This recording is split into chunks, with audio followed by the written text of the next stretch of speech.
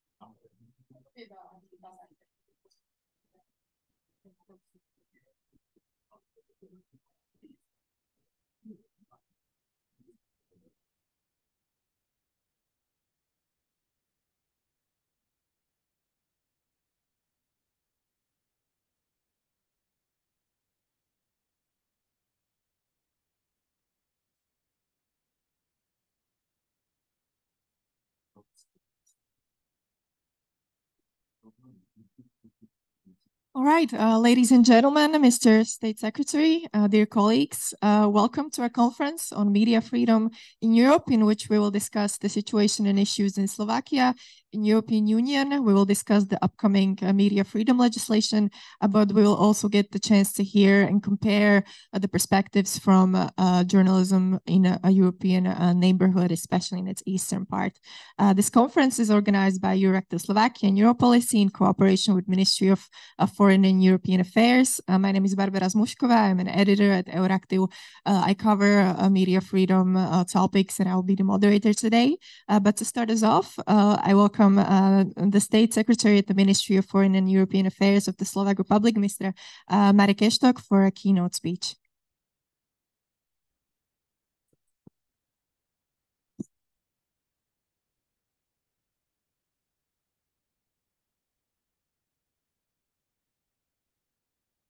So, good morning to everybody. I'm happy, I'm glad to be here with you. I came yesterday night from Brussels. We had a very good discussion about the preparation of the European Summit for December, about the enlargement. But I would like to speak today about a completely different story, but link to the enlargement, to the media freedom, freedom of speech, etc. I had prepared by my colleagues more formal speech, but I decided not to use this formal speech, and I would like to share with you some authentic personal story. For me and for Bratislava and for Slovakia, today is a very special day. I guess only maybe few of you know what about talking. Exactly 34 years ago, on 16th November, something happened in Bratislava. It was 1989. It was one day before the Velvet, so-called students' rally in Prague, 17th of November. So it was one day before the starting of Velvet Revolution in Czechoslovakia. This day, 16th of November, approximately 200 students from universities, from colleges, gathered not far away from here, in front of the actual presidential palace. At this time, it was the so-called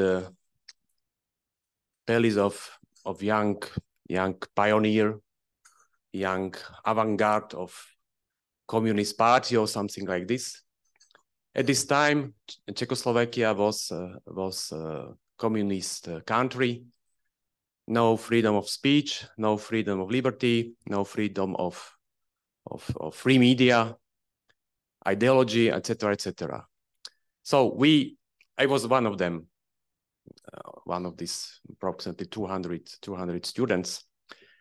We walked smoothly from actual presidential palace through the main street. We came in front of the Ministry of Education. This time it's this building is used by Ministry of Agriculture, I think. And of course, the police follow us. We walk hand in hand. We create a human chain, and the police was completely confused because they didn't know what they should do. No instructions, probably it was surprise also for police. So we walk smoothly. Of course, the police film us, took photos, etc., etc. And when we came to Ministry of Education, the police surrounded us with big big white I don't know what the name for this, for beating people.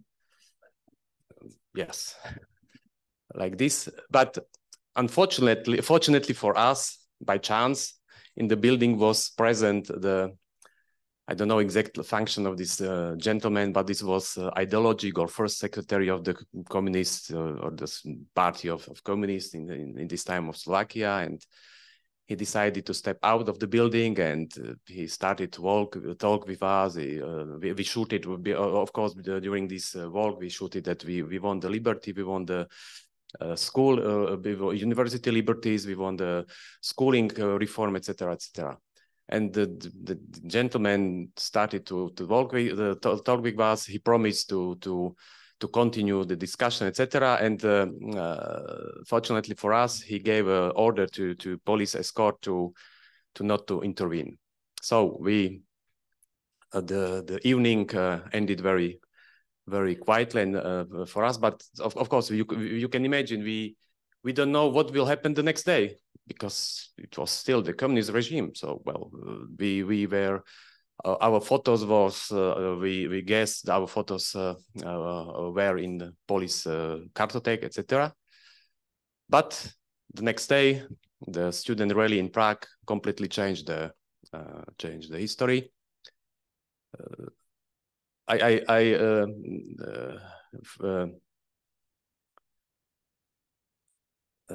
34 years, I'm still thinking, what would happen if the police had decided to intervene, to arrest us?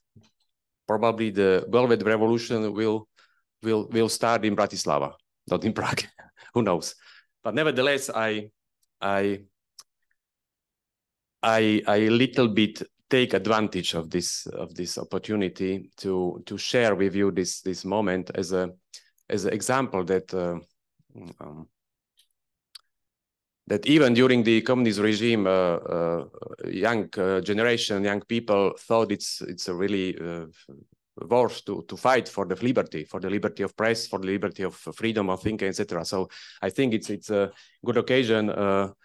This cooperation between Ministry of Foreign and European Affairs, which I represent with Euractiv and with representation of the European Commission, to not lose this memory. I will ask you, I will invite you to, if you wish. Today we organize in Faculty of Philosophy in Gondova special exhibition about this event. On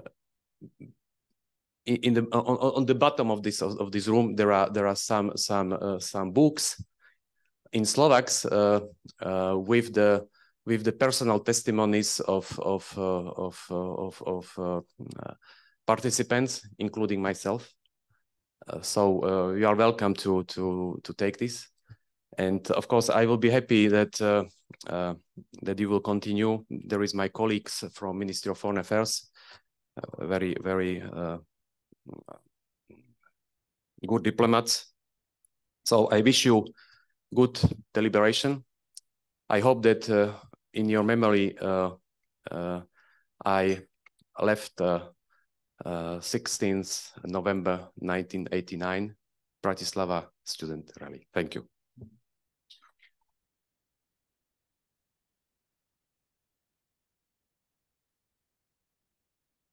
Thank you, Mr. State Secretary, and I also thank the European Commission representation in Slovakia for co-organizing this conference, and I give the word to its head, Mr. Vladimír Šucha, to also say a few words.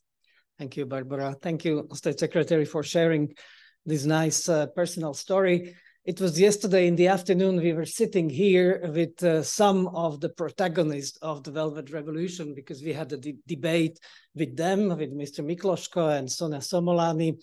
Those who were on one side, this was the church and Catholic descent and Catholic underground church, and this civil society descent, which was represented by Sonia Somolani, and some young people who were not born even in '89, but we were asking them what kind of country they would like to have, and all of them, they were referring to the freedom of speech, democracy, human rights, and this was the dream 34 years ago, and this is the dream still today for this country, and the young generation is dreaming of having this country. So I'm very happy that, you know, this all the history that we share it, because I was doing the same I was not a student, I was already at the Slovak Academy of Sciences, but I was in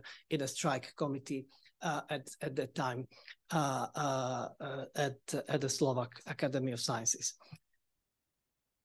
I was at those meetings and gathering demonstrations, and the hope which we were hoping will happen in a few years, maximum 5, was a membership in the European Union. It took 15 years to get there. So we are going to celebrate 20th anniversary. And why we were hoping to be a part of European Union? Because of democracy, because of prosperity, because of freedom. Freedom was something which was non-existent in this country. Sonia Somolani was talking about what happened in Prague, and it took 8 hours to learn what happened in Prague at that time, to learn it in Bratislava, and it was through the radio Free Europe and Voice of America, because the press was not free. Press in this country 34 years ago was not covering those stories, only some weeks after. And this is so important for this country. This is so important for democracy, and this is so important also for other countries around us. So these are fundamental values which are, in a way, in a birth certificate of European Union. And that's why also the European Commission, European Union are strongly, very strongly behind the freedom of speech, behind the freedom of security and safety for journalists. So that's why you are going to talk, I suppose, about this freedom of press act or legislation, which was put on the table by the Commission. But there are plenty of legal or soft law acts coming from European Commission, calling for keeping and improving the situation of freedom of speech, freedom of press, freedom of media in the European Union. And last but definitely not least, it's a third pillar of rule of law as it is understood by the European Union. There are 4 pillars of the rule of law, and the 3rd pillar is exactly about the freedom of speech, freedom of media, and safety, security for journalists. So that's why I'm so proud and happy that we have this opportunity to host this event. There was something similar on freedom of speech already on Monday. So you see that it's almost twice a week we are talking here in the premises of European institutions here in Bratislava. So I welcome you warmly, and I wish you a nice and fruitful debate. And I hope at the end of the day, the freedom of speech in Europe will be even stronger than it is now. So have a good day. Thank you. Thank you. Thank you very much. So now we can start with the first panel. So I will ask the panelists from the first panel to move on to the front, and we can start talking about journalism in EU's neighborhood.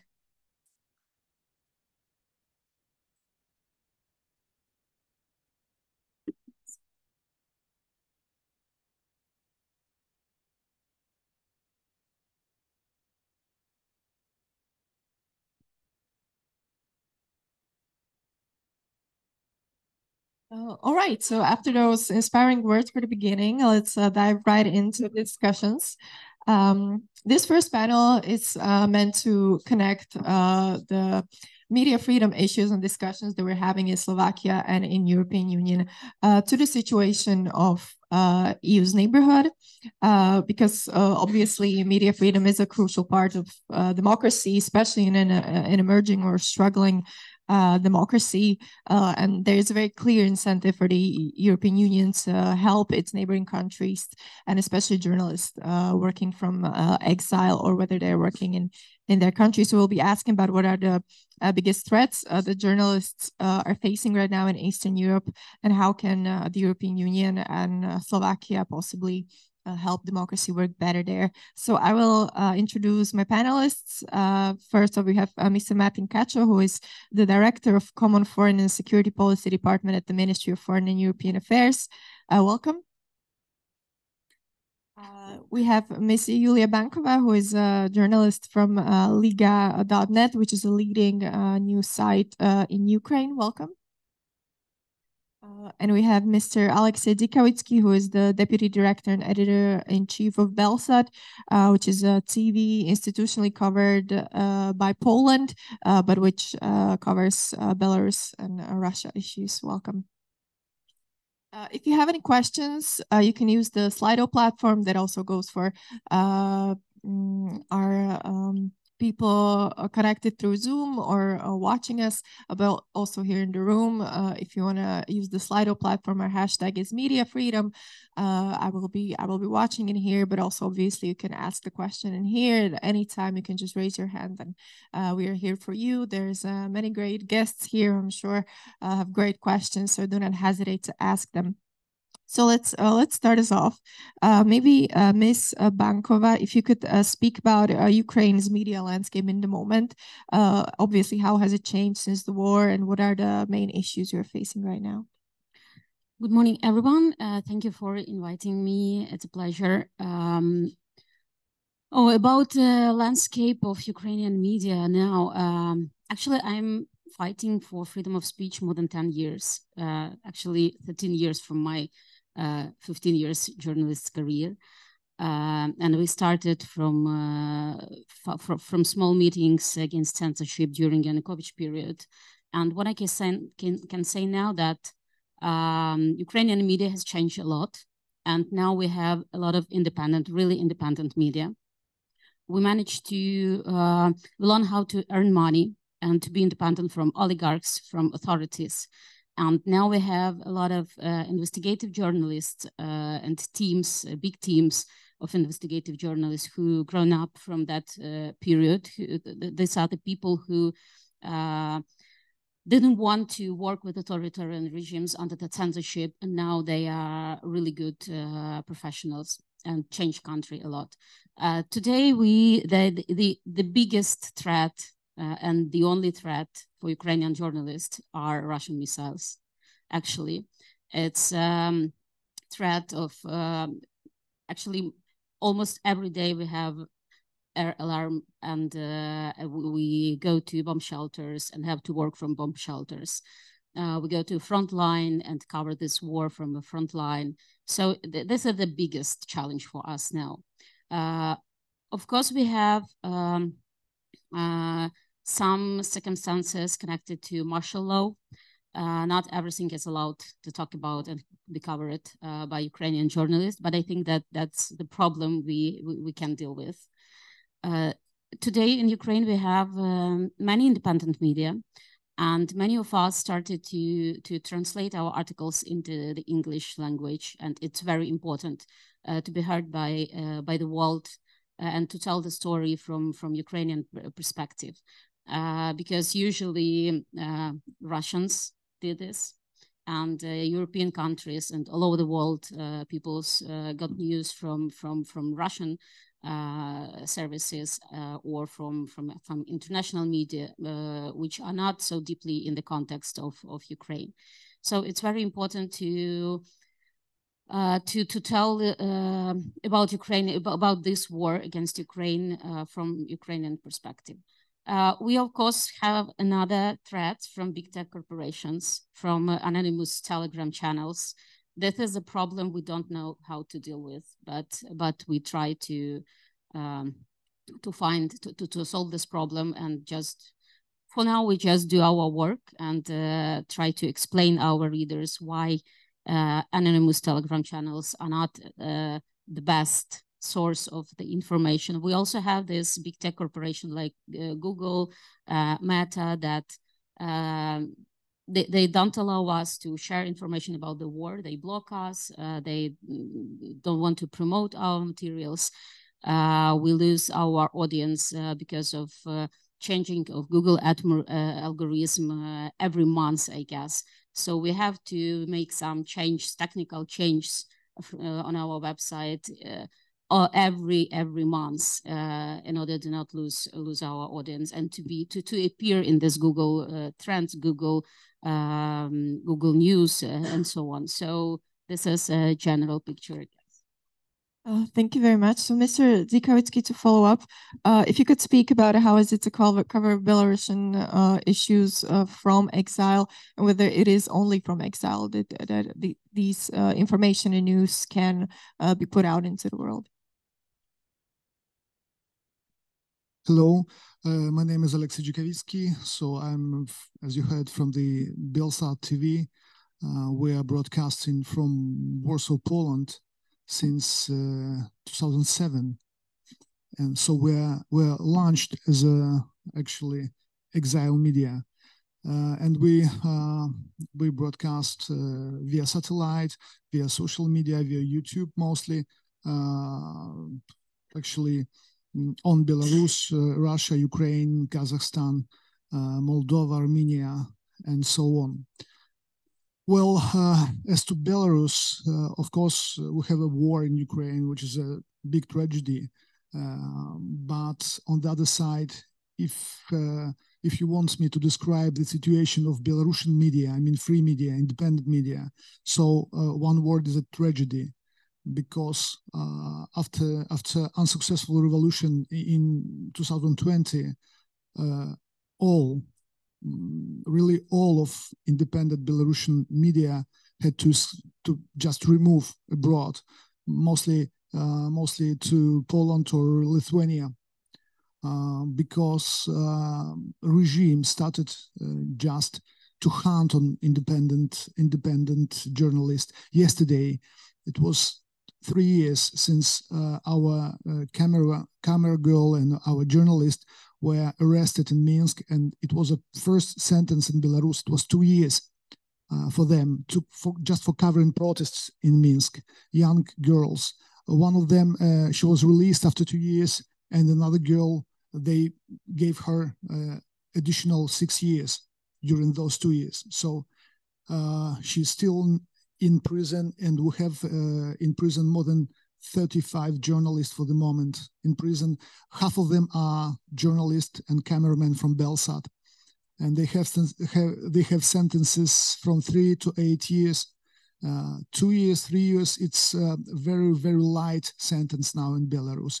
We have even for one businessman from Grodno region, which is Western Belarus, he was sentenced for 25 years, even for 25 years. So this is actually Stalin time sentences. Well, it's not easy to cover what's going on in Belarus from exile, of course, because we are recognized, all the independent media, all the websites, all the YouTube channels are recognized in Belarus as extremistic channels, extremistic media, extremistic persons even. So if you're sharing a link from Belsat video and sending it to someone, so you are spreading extremistic information. Some people are already in prison for that, even for that. 3, 4, 5 years, something like that. So it's not easy to get information, but we still have a network in Belarus, which is actually which is not maybe so big, but anyway, those people are very, very brave, and they are still covering for us. Of course, they are working in a deep underground, and the secret police is still trying to find them. Yesterday, one of our colleagues, she was arrested. The secret police took her from home, left little son and her husband. So, anyway, we still believe another number from during last 3 years, more than 500 independent journalists left Belarus. It's only officially. So, and there are no single independent media in Belarus for the moment. So all we have now is just to continue to do what we've been doing in Belarus, to continue to do it from abroad, because this is very important. And I'm very grateful for you for invitation, because I think it's very important to tell people in countries like Slovakia, because you will understand better, having communistic background, you will understand better what is going on than, for example, people from Western Europe. So thank you very much. Yes, thank you for that very frightening image of we always speak about media freedom issues here in European Union, but obviously it's a whole different category of problems that you are facing. So, Mr. Kacho, if you could speak about what Slovakia and the European Union in the past has been trying to do, or in the present is doing to help the situation. Yes, thank you. Good morning again. As a career diplomat for 28 years, who was through different regions, 4 war zones, I can really attest to the similarity of the professions, journalists and diplomats, obviously with the caveat that diplomats usually are covered with the Vienna Convention and immunity, and journalists who are almost doing the same, meeting people, collecting data, processing, and informing the public instead of the governments, do not enjoy such privileges. So in that sense, diplomacy is naturally positioned also to speak about the need to protect journalists as a profession which is very, very similar and doing the utmost important job in the sense of spreading the word around and keeping the voice up. So protecting this is, again, a natural feature for the foreign service. I represent for 28 years. I was working for my country under every single government since 95. And obviously the intensity of the support has varied. I can say that according to different statistics, it's fair to state that the approximate number of journalists killed in action worldwide is about 55. That's the average every year. The peak, according to different statistics, was in 2012, which was almost 150. We do not speak, when we speak about these numbers, we do not speak about people who are active on social platforms. We speak only about the so-called classic media representatives. In that sense, this number might not look that big, but it is important to keep in mind that every voice is also a powerful message, if silenced, to those who are fulfilling this dangerous profession. And we can also look at the geography of those who were either killed, either detained, harassed, tortured, or been suppressed in different ways by the state actors or even by the corporative media who have influence over the power decision making. In that sense, we can say that approximately every year we have seen about 1,500 journalists detained, out of which about 400 were kidnapped by various actors, either of the state or related to the state. I believe it's also fair to state that we should really see the distinction between the eagerness of the public and the state institutions or the governments to know the truth and to own it.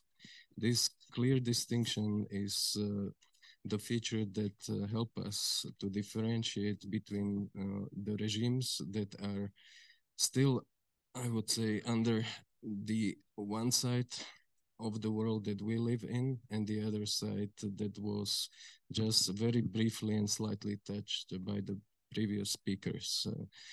Under those conditions, I would like to quote a very famous Czech diplomat, Mr. Kmoníček, who made very important and very brief punchline to the UN General Assembly, stating that the freedom of speech is granted in the whole world.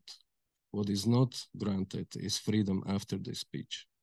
And it certainly takes these two distinctions to understand the threats, the risks, and the peculiarities involved with both professions, but especially with the journalists and influencers today. Slovak diplomacy, other institutions of the state have been active in the past few years in this field. And if you allow me, I would like to give you a few figures, what we did in the past 3-4 years in this field of promoting the need to protect and also contributing to the protection of journalists in our neighborhood and hopefully even worldwide. So obviously, besides the political support for media freedom initiatives, resolutions at multilateral formats at the UN and regional organizations, and also besides our membership in informal platforms of like-minded countries like Media Freedom Coalition, Freedom Online Coalition, Partnership for Democracy and Information, we provided also financial assistance, targeted financial contribution to UNESCO, CHR, OEC, ODIHR, and to the Council of Europe to support journalism-related projects or programs.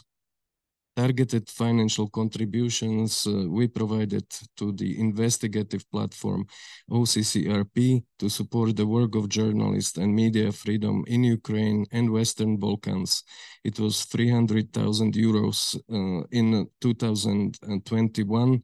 Additional 30,000 we provided for equipping Ukrainian journalists. It was for their physical and digital security and also security equipment for those who were reporting from the war zones directly. And 200,000 euros in 2022 to to support investigative journalism in Eastern neighborhood countries, focusing on fight against corruption. There were also various micro grants for journalists in Ukraine, Moldova, and Montenegro implemented since 2021. And Slovak diplomacy has also tried to initiate and to punch through the horizontal sanction regime on corruption, which is indirect support of journalists, because, as you would agree, most of the journalists that are facing threats are working exactly on the topic that is the cement of the loyalty between the anti-government, anti-democratic regimes and those who are trying to support it. Let me stop here. Maybe we can return to the EU angle of the question later. Yes, thank you very much for that roundup. So, Ms. Bankova, maybe from a view from the ground, do you feel European Union support in what areas most, and what can it do more? We feel it very much because when the full-scale invasion started and we lost all our, actually my media, Liganet, is a business media, and itself always was a business, because we earn money mostly from advertising and from membership. So we had the reader support, but on one day we lost everything. And at that time, our donors, international partners, switched to support Ukrainian media, and we received actually many grants. And thanks for that, we have all our team was saved. So I mean, we didn't fire people because of lack enough money. So this support was really huge and important, and this is the reason I think that Ukrainian media survived.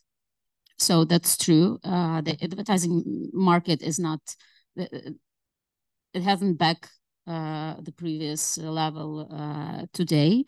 And we see this economic of financial crisis, and our readers do not have money to support us as much as it was before. So the financial support is crucial for us for this moment. As of course, also it's the support is about, for me, my colleagues mentioned some figures, and I would like to say that at least 15 journalists were killed just in 1 year in Ukraine. And at least the same number was disappeared, was stolen. And for example, my colleague photographer, great photographer Max Levin, was found in Kiev suburbs, killed and shooted. Another my colleague from one agency disappeared in Kiev suburbs under Russian occupation in early March, and we still don't know where he is. So talk about that, and to make this information. So we need your support and European Union support to discuss and to tell and to talk about these cases, about these people, because we can't back them. I mean that journalists who were disappeared, who are still on the occupied territories. We still work with journalists, with people. Of course, we don't make their names public, but we still work with them. We get from them some information. It's very dangerous. So as soon as we liberate this territory, they will be in the safe place. So we need this topic, Ukraine. I feel like after war in Israel, it also Ukrainian topic is not on the top of the every event. It's not so maybe important, but we need to talk about that because it's still there. Just in last month, 3 of my journalists joined armed forces. So the human resources crisis is very important also, because it was already 5th, I guess, yes. 5 journalists only from my team joined armed forces since 2022. So we are losing our best professionals, best journalists. We have to teach younger people. We have to do more work. So I think that the main issue is to win as soon as possible, because it impacts Ukrainian independent journalists very, very much. And I don't know how many. So I'm worrying about those people who are under occupation. We had great teams of public television, for example, who were in Kherson during occupation, in Melitopol, Berdyansk, in this Kharkiv area when it was occupied. So these people are suffering very much. They were tortured. Journalists as well as others who shared the information, important information from occupied territories with us. So it's very important, and we need this issue discussed on the top level of different meetings and conferences, and just military support is crucial for independent journalism in Ukraine. Yes, thank you. Thank you for reminding us of that. So, Mr. Dzikowicki, it's interesting that you work from Poland, because obviously there has been many discussions about Polish government's interferences in the free media market. And I want to ask you whether you felt some of those pressures, whether you felt your work was somehow influenced by that in Poland. Well, I will again answer in one word: never. Luckily, we are not dealing with the interior markets, so we're broadcasting abroad, and this is what I call a real help from a neighboring country. Belsat was launched in 2007, and since then we've been working and still do totally free. Nobody's calling, nobody's asking what are we talking about. Sometimes, of course, we have meetings with our donors. The main donor is the Polish state, so we have meetings in Ministry of Foreign Affairs of Poland and discussing what are we going to do. We're just introducing our plans. It's not like we're consulting that. We're just introducing. And last 16 years, we never felt any interference in what we're doing. So we're very lucky about that. And this is real help and solidarity. We are helping you, and you do what you think to be needed. You do what you think you need to do, because you know better than us what you should do to make your country free. And as you, of course, know, it's a simple truth that without free media, situation will never change. Not only in Belarus, in other authoritarian or countries or ruled by dictators. And if there will be no support from abroad for Belarusian media in exile, be sure that in a couple of years, Russian tanks will stand on the Bug River near the border with Poland, not only with Poland, and with Lithuania or in Latvia. So this is a very dangerous thing. And it's a pity to say, maybe especially in this place, that during all those years, the European Union as a union from Brussels, they helped us only once, as far as I can remember, with €500,000. It was 8 or 9 years ago, and our budget is around, let's say, 14 million euro annually. So, of course, we have support from European countries. We used to have a huge support from Sweden, some from Netherlands, and Nordic Council, but and from Americans. So, but anyway, 95% of our budget this year was from Polish government. And as you know, of course, Poland is not the richest country in Europe. Of course not. But anyway, they are thinking that it is necessary to support this initiative, not only Belsat, but another free Belarusian media which moved to Poland. Thanks. Thank you very much. I want to maybe for the first time open the floor to your questions, whether you want to ask something. Thank you. My name is Andrej Matušek. I'm a journalist here from Daily Pravda. And first, I would like to say that I very much welcome what Martin said about comparing journalists and diplomats, because basically you are repeating my words that our job is really not that different. We report, you report, I report to the broader public. Of course, you report to some other people, but at the end we all read it in WikiLeaks. So, but yes, I think this is nice. This is nice to hear those words. But my question would be to Mr. Dzikavitsky, and because I would like to ask you that about what's going on in a sense that now we are sitting in Bratislava, and of course Slovakia is a very free country, media freedom very widespread, but also we hear from the government, the current government, how media are the enemies and so on. And this is not new, but maybe the context is a little bit different than in the past.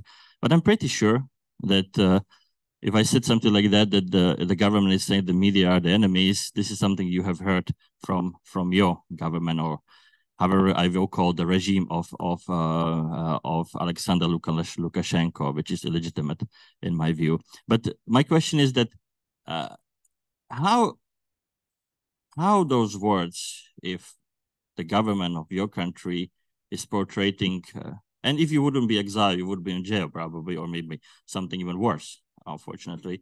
But how would you say the words of the government, the criticizing media, how do you think that how those words are also impacting the minds of the people? Because if the government is labeling for example, the independent media as enemies, of course, people might think, of course, the enemies. So what to do with enemies? So do you think that not just basically the physical acts of violence against opponents, but also the wording, do you think it's important to address or and this is what I wanted to ask. How do you feel about if you are labeled as an enemy, and how are you able to maybe to explain to your audience that we are not enemies, we are trying to help the country?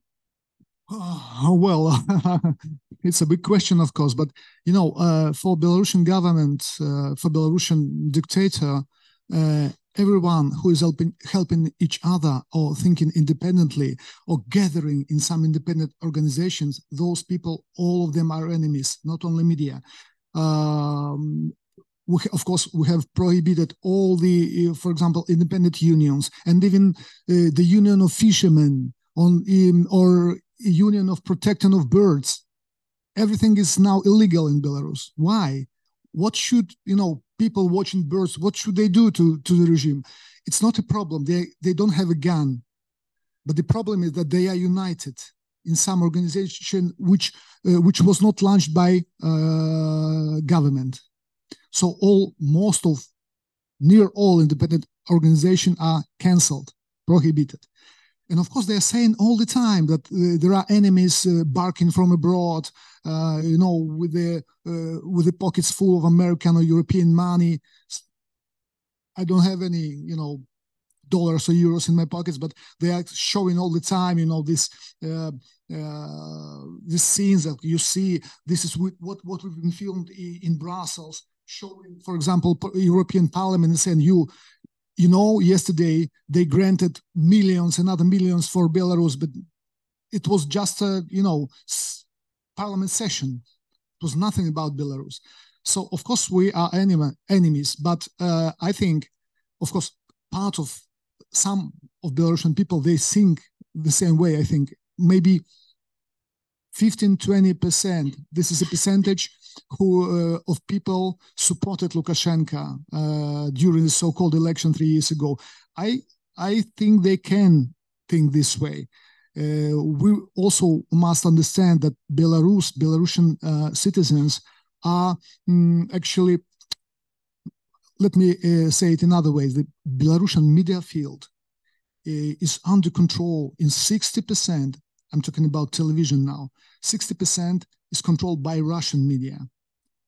And of course, let's say 30% are covered also with Belarusian media. But Belarusians, especially older people, they see that Russian television is much more richer than Belarusian. They, of course, it's propaganda, but the quality of this, you know, speaking professional, quality is very high.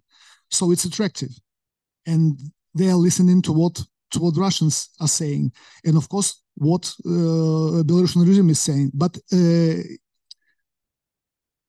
we don't have any sociological surveys now in dictatorship. But I think that more than half of Belarusians, they if they see on TV that they are saying that we're enemies, so it's like in Soviet Union times. They say, aha, so we have to check if they are blaming them, so maybe they're speaking truth. So we still have a lot of huge numbers of viewers in Belarus. We can count it only via YouTube, but there are millions and millions views monthly. And we have in our main Belarusian language channel, we still have 500,000 subscribers. In Belarus, we have now 9 million people. So it's a lot. And people even not afraid because, you know, today any militia patrol can stop you on the street in Minsk or another city and ask for your telephone. So, and they're checking what apps you have and what you are watching. So a lot of people, installing, for example, Belsat app at home, and then before leaving home, they delete it. So it's very dangerous. So if they will see that you have anything from Belsat or another extremistic so-called independent media, it means you're spreading extremistic information. So it's very dangerous. But even though people are still watching, listening to us. Thank you, Ms. Bankova. If I may add, it's a very dangerous situation. I give you a few examples from Ukrainian experience. When President Zelensky team, when he became a president, his team entered the office of president with a message that we don't need media. We are media. We have our social media platforms. So people just started follow them. And they really don't need media. They can spread the information through their channels, Telegram channels, Facebook pages, on their websites. And they just tried to make media not important. And people were ready to consume this information from their platforms. And there were not a place for critical questions, for criticism. They just stopped inviting us for off-recs or for press conference, for open conversations, because just everything they wanted, they spread through their social media. And when the full-scale invasion started, we had another very dangerous situation when the authorities were spreading the narratives, when there are a lot of diversant, how this word, sorry, in English, saboteur, yes, around the country. And Deputy Minister of Defense was on the press conference, and she told that there are a lot of saboteurs around the country. Be care. So everyone with a camera should be suspected. So it's a, and we received as a journalist, we saw that people were hunting on people for people with camera. We had this accreditation, but we had the situation when one of my colleagues from Reuters had to rescue his member of his team when he was just caught in a blog post, and people were sure that he is a saboteur and maybe pro-Russian guy. And they were ready in this crazy situation. They were ready to kill him. So this is how it works when the authorities spread this very dangerous narratives. It really works, And unfortunately, crowd follow this. They believe them, they vote for them, and it's really a dangerous situation from my own experience. Mr. Kachur, maybe to bring it back to Slovak response, is the European Union doing enough to stop what is happening, for example, right now in Belarus? Are the sanctions enough? And is there any more initiatives coming to, for example, to support, like we heard that it's probably not an ideal situation that 95% of funding is coming from a Polish government, which can change its mind. It obviously would be a very big loss for the media market to lose Belsad's information. So is the European Union at least aware of the media market? Does it see where these threats are? Is that maybe changing in the last few years? I'm afraid Belarus is an extreme case, reflecting on which will take some time, also understanding that the whole former Eastern neighborhood, which was under the concept of Eastern Partnership countries, is simply in turmoil, to say the least, after the full-scale invasion of our neighboring country, which also brought Belarus on the brink of, if not a merger with its bigger neighbor, but at least it really pushed the leadership of the country, which has very controversial credibility already, to the embracement of the regime in Moscow. As we know, the concept of two-state union has been there for some time with different ambitions of the leading players. The rumors has it that at some point Mr. Lukashenko was hoping to take advantage of that state union and to become the #1 in that sense. Obviously did not materialize after Mr. Putin came to power. And today, as we can see, the trends are mostly, if not only, negative. We have re-registration of every single aspect of the open society, or the media freedom is reversed back, and the country is building essentially a wall, speaking of the connectivity between the West and itself. The same is happening in Russia. We see the digital wall being built around the open sources, the access to various applications, alternative sources of information, if not controlled by the government, is largely limited to VPNs, which are on commercial basis. And if you are really trying to stay in touch or to penetrate the people's mind, you have very limited means to do so. For instance, as you well know, in China, most of the Western communication platforms or applications, they don't work even with, in some instances, with the VPN channels. So it's even more difficult. Some of the Western embassies in China thus were seeking the approval of the authorities to launch their own respective websites or pages on those applications that are being controlled by the Chinese authorities. In some cases successfully, in some not.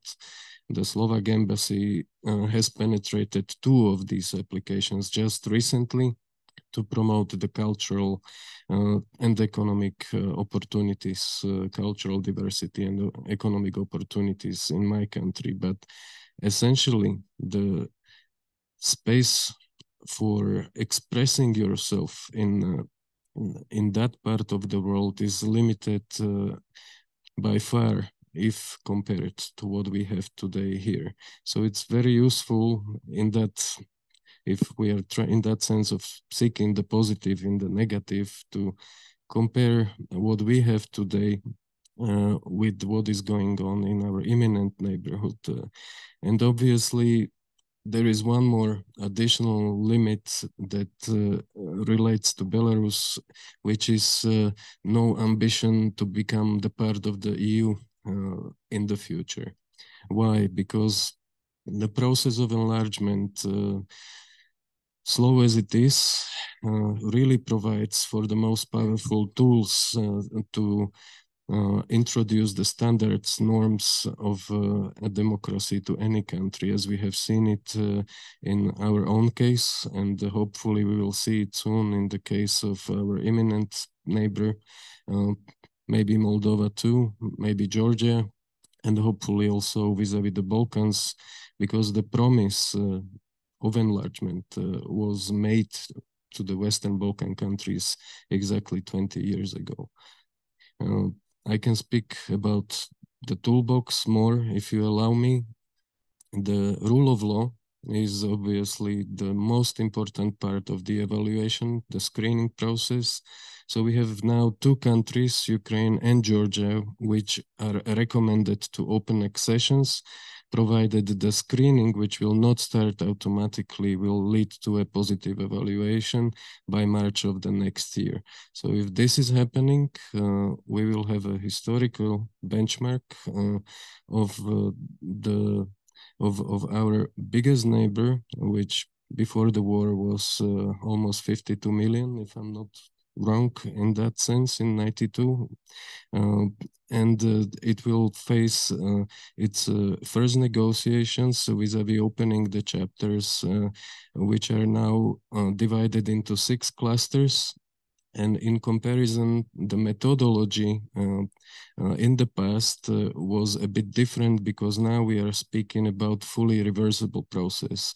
So until all clusters are done, everything can go back. And this is also, on one hand, a source of frustration for the candidates countries, but it is also a very powerful tool when it comes to the rule of law, and thus also the role of the journalist in it.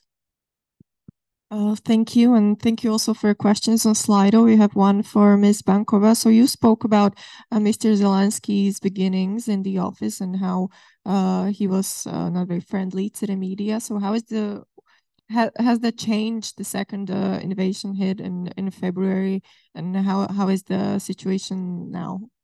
Yes, it changed a lot, of course, because official media platforms and experienced journalists are those who were the first persons on the front line, and we were speaking to the world in English and Russian and told the world what is going on in Ukraine. So it, of course, it changed. They saw that experienced media are really helpful, and we are partners. So yes. What is the situation is now? We have a few cases I'm not very happy with, because we have this ongoing marathon for almost 2 years, funded from the state budget, and people, and I'm sure that it's not necessary. So how does it work? In the beginning of the war, they launched this big marathon and united all the TV stations, commercial and public, and from this funded by the state budget, in one marathon, and it's still there. So 24 hours per day. TV channels, they split this everyone has its own slot, and the authorities speak with the audience through this marathon. It became not so popular every month, so they already don't have a lot of audience, but still finance this marathon. Actually, this is the thing we Ukrainian journalists are not proud of, and we are not happy with, and we try to impact them to stop this and to have different news from different channels, from different journalists, and not this one platform where all official speakers are there. So, yes, it changed. The problem now is that this martial law doesn't allow us to have the access to this different zones, red zone and orange zones. So zones. So we can't go and cover what is happening on the front line because it's forbidden. And it's obvious. I can understand. It's not only dangerous. We are responsible for ourselves. Fortunately, we have had a lot of, and Ukrainian journalists had a lot of trainings. We can share our experience already with different other journalists in the world, because we have this protected, all this protection stuff. We know how to behave in the front line, but it's really dangerous, and sometimes because of martial law, we are not allowed to see something or to tell about something. So this is a problem, but there is no other way during martial law. What I can say about a relationship to independent journalists with authorities, they are not the best, but it's okay. I think that how it should be in every country. We criticized our authorities a lot, but we are invited to off-record conversation to the president office. We can write them. They answered us. What I don't like, they started to invite for this events representatives of Telegram channels, for example, which are not media. So we try to bring this information to them, to the authorities, and explain that this is not the journalism. People can't check this information. They do not do the fact check. And it could be when war ended and the election started. So it could be a problem, but they really understand that independent journalism important, especially in wartime. So it's more or less okay now. Thank you. So you already mentioned the threat of Telegram, which is also very present in Slovakia, and it has been very influential even in this election that we had recently. So we have a question about the threat of these alternative media, we call them here in Slovakia, that are promoting pro-Russian propaganda. It's a question for all. So maybe to Mr. Dikawitsky, is this present in Belarus at all, or is there no need for it since the official propaganda is there and spread through? Yes. Of course, Telegram is very popular in Belarus, and it started in 2020, when after the elections, the regime decided to cut off the internet in the country for a couple of days. They just cut it internet in the whole country. So then people started first, to look for the old satellite dishes, because whereas the Belsat still broadcasting via satellite, so regime can cut internet, but I hope so, they don't have such a strong weapon to shut down the satellite. So people were watching, sitting in a lot of people in one place.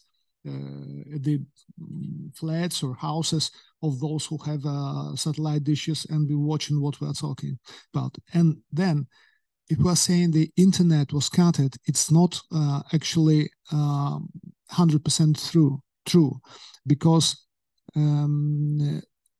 they still left some internet, but very on the very small level. For banks, for example. So banks, they need to continue their operations. So internet was, but not enough to open any web page, for example.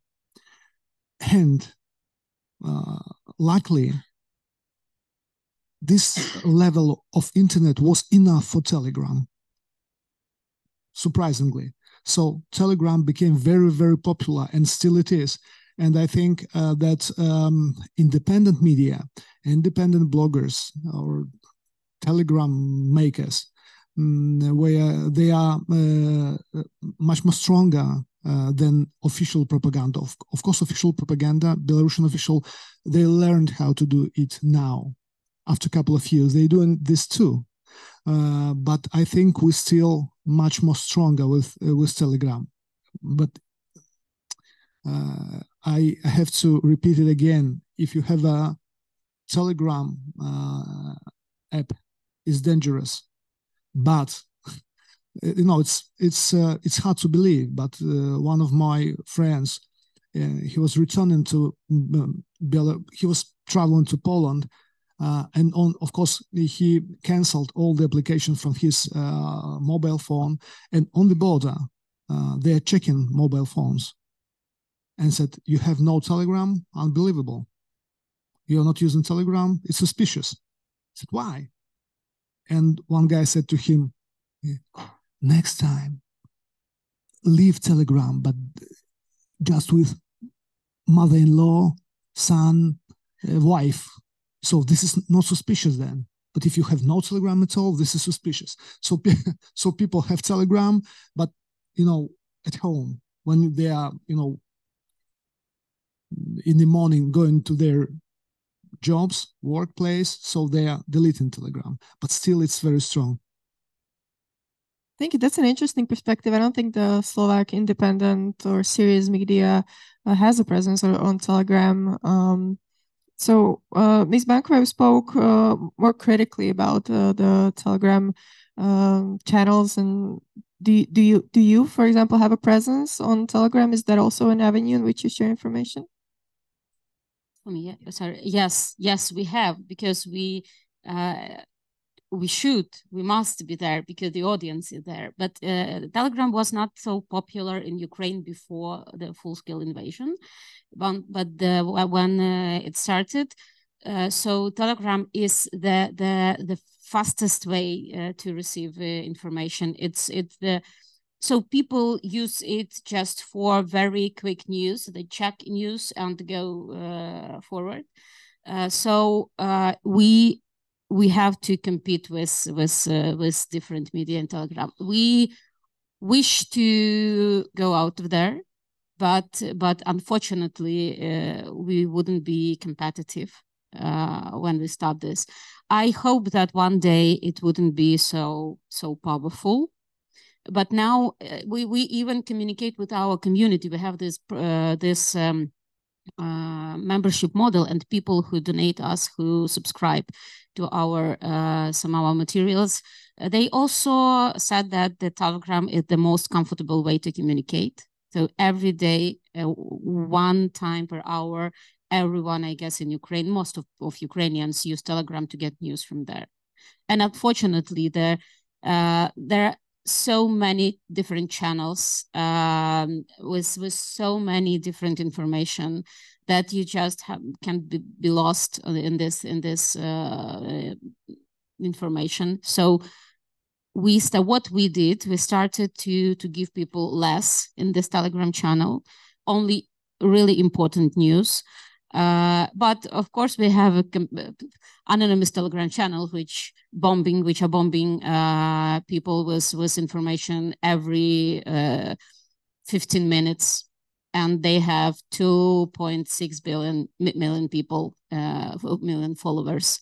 So of course, on our website we have almost 20 million page views per month, but they have in Telegram, they have 2.6 million followers, and it's, for example, my media has almost 50,000 followers, and Ukrainska Pravda, one of the most popular and oldest political media in Ukraine, they have, I guess, 100,000. And anonymous Telegram channel had 2.6 million followers. So it's and they already receive, they already have interview with officials that they don't give this interview for us, for example, Konferencia Pravda, but they go to this Telegram channel, anonymous Telegram channels, because they didn't ask any uncomfortable questions. So how it works. I would like to add a couple of words. Of course, we also lately noticed that if you are bombing your readers in Telegram, so in the end of the day, somebody who read 200 short informations, short notes during the day, in the whole of the day, he or she, they don't know what happened because you have messy in your head. So this is why in Telegram, every evening we put summary where we have, let's say, 5 or 7 informations with links to the longer text or longer videos. And we also noticed that the people now, after the revolution, after the beginning of the war, when every people wanted a new information every minute, but now people actually people need analytics to explain what it means. So we noticed that more and more people watching long 1 hour, let's say, discussions of experts, which was not so popular a couple of years ago. People wanted short video pieces. So we've been cutting everything. Now we're not cutting, of course, a little bit, but not as much as we did before. People watching, and if you analyze, for example, 1 hour and program with experts, so you will see that during the last year, the people are watching longer and longer. You have 7 minutes and 11, 12, which is a lot if we're talking about YouTube. So the situation is changing, I think. And I think maybe this is the aim to make people be lost in this information, because we know about Russian roots of Telegram, and we see that how they what can they do? Just block some channels if we had this I guess last week was blocking some Telegram channels from the Telegram officials. So this so maybe this is the aim, to make people lost in this information. So yes, we try also to diversify our platforms: YouTube, Facebook, Instagram, website, Telegram, and even in Telegram we do very specific and niche channels about business, about lifestyle, and there are fewer people, but they need only those information they need. Thank you, Mr. Kačo. So on the topic on disinformation, I know that Slovakia has been trying to fight, point out, and even your resort has been pointing out to how Mr. Bankovic mentioned some saboteurs. So in Slovakia, we also had some collaborators with Russia who were active in propaganda. Do you foresee that changing with the new government, who seems to have sort of more friendly relationship to the alternative media? Well, for a diplomat, this is obviously one of the most favorite questions to speak about the new government. I wish I could give you a good, clear answer to this. I would refer you to evaluate the very recent pre-election campaign. We had one big case of a deepfake content which allegedly influenced the election outcome. So if we look at, and this is the subtopic I can speak more with more clarity, if we look at the readiness of the state institutions to respond, then obviously the capacity gap and the ability of the state to protect itself or to prevent this from happening is quite limited. The environment here is very fragmented. We have different competencies overlapping, but also creating certain gaps which can be explored by those who are willing and able. And today it's really important to understand that facing such a vast amount of information, combing through this information and trying to respond to the most critical disinformation attempts is almost mission impossible. Simply the capacity of the state is not enough. It takes maybe a few hours to create a good disinformation that would penetrate the public's mind and influence it for weeks to come. And it takes at least 2-3 weeks to debunk it, and also to get to the roots and to explain what was the purpose of it. And it will take enormous amount of people, time, and resources to do so. So the best strategy, and you allude on that already, is to create several distractions of such sort. So the state is busy and then you can do almost whatever you want. I'm afraid without, and it's not happening yet, without the EU more involved in this, creating the solid set of standards and norms, also without the strengthening of the government's capacities in every single state, we will be seeing more of this again and again. So I'm afraid I cannot answer your question in a positive way because it was also mentioned by my colleagues here. Social platforms provide now a clear alternative to the classic media, and politicians like it. For that reason, maybe I think it is unfortunate that EU did not cover Telegram in the Digital Services Act, that it focused more on Twitter and Meta and YouTube products, which are maybe more popular in the Western Europe, but Telegram, which is really popping up and having influence in Slovakia, was not covered. Since we started a little bit later, we have maybe the last few minutes. So if you have any questions here in person, I want to ask. So we still have one question from Slido, which maybe I wanted to ask to Mr. Dzikawicki.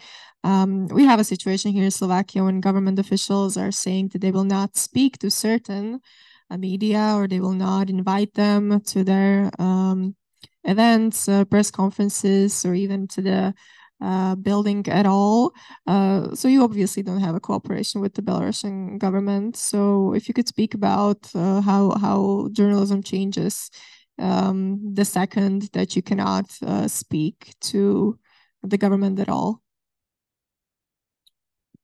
Well, of course, it's not comfortable for any journalist if you can speak to authorities, but you have to understand, we don't have legal authorities in Belarus. It's a one dictator and, you know, some people around him. In Belarus, we have only one newsmaker, Lukashenko, who is a real liar. He's lying all the time. So if you ask me, would you like to have an interview with Lukashenko exclusively? I would say no. What should he tell me? Oh, he's lying all the time. So, actually, if you will, I'm pretty sure if you will stand on the street of Minsk, which is the capital of Belarus, and ask people who is the prime minister of Belarus, I'm not telling about the Minister of Education. Maybe 20% will tell you, maybe 10%, because there are only one actor on the scene, on the Belarusian political scene inside of the country. So we, of course, we're all the time we're provoking the authorities, maybe not as on the highest level, but in middle level. We're calling all the time, asking for comment. We're using something like, we're calling from television, which is true. We're not telling which television. And some of them thinking that we're from the state television, and they're afraid if they will tell nothing, so they'll be punished. So they are in many cases, they are telling us all the truth, what is going on, all the truth. So this is what we're doing. And of course, actually, the problem is that being in exile, the Belarusian journalists who are in exile, as myself, for example, we're getting older, and it's so difficult to prepare a next generation. There is, if you are studying journalism in Belarus, so this is the only way for you. If there are no independent media, you go to propaganda. Some students are immigrating, but this is what we are doing as Belsat. We are teaching how to make a television, new generations for us, because there is no school to prepare Belarusian-speaking or Russian-speaking normal journalists. So we are taking young people, accepting, and then teaching them. So this is a problem. So when the situation will change, who will return and reborn the new independent Belarusian media? Okay, we have another question to Mr. Cacho. Beyond debunking disinformation narratives, which is hard work and often doesn't work, so what can be done here in Slovakia to educate audiences to spot disinformation? Whoever posed this question already put an answer inside of it. It's really about education, critical thinking, understanding that those who are putting this information out are trying to manipulate you. Obviously, it's for some purpose. So you should see the information in the context of what is happening and what is the audience, the information, this information is trying to target. And it's also about synergy between those who are debunking and helping to spread the outcome of debunking process. Because in the meantime, as I said, it takes 2 hours maybe to create a good, solid disinformation, but it takes several weeks to debunk it. In the meantime, that disinformation has penetrated tens of thousands of people's mobile phone or any digital platform. They're looking at every day. So to debunk it completely, 100%, it's simply impossible. But obviously you need to create a very credible source of debunking to which people would be willing to look at.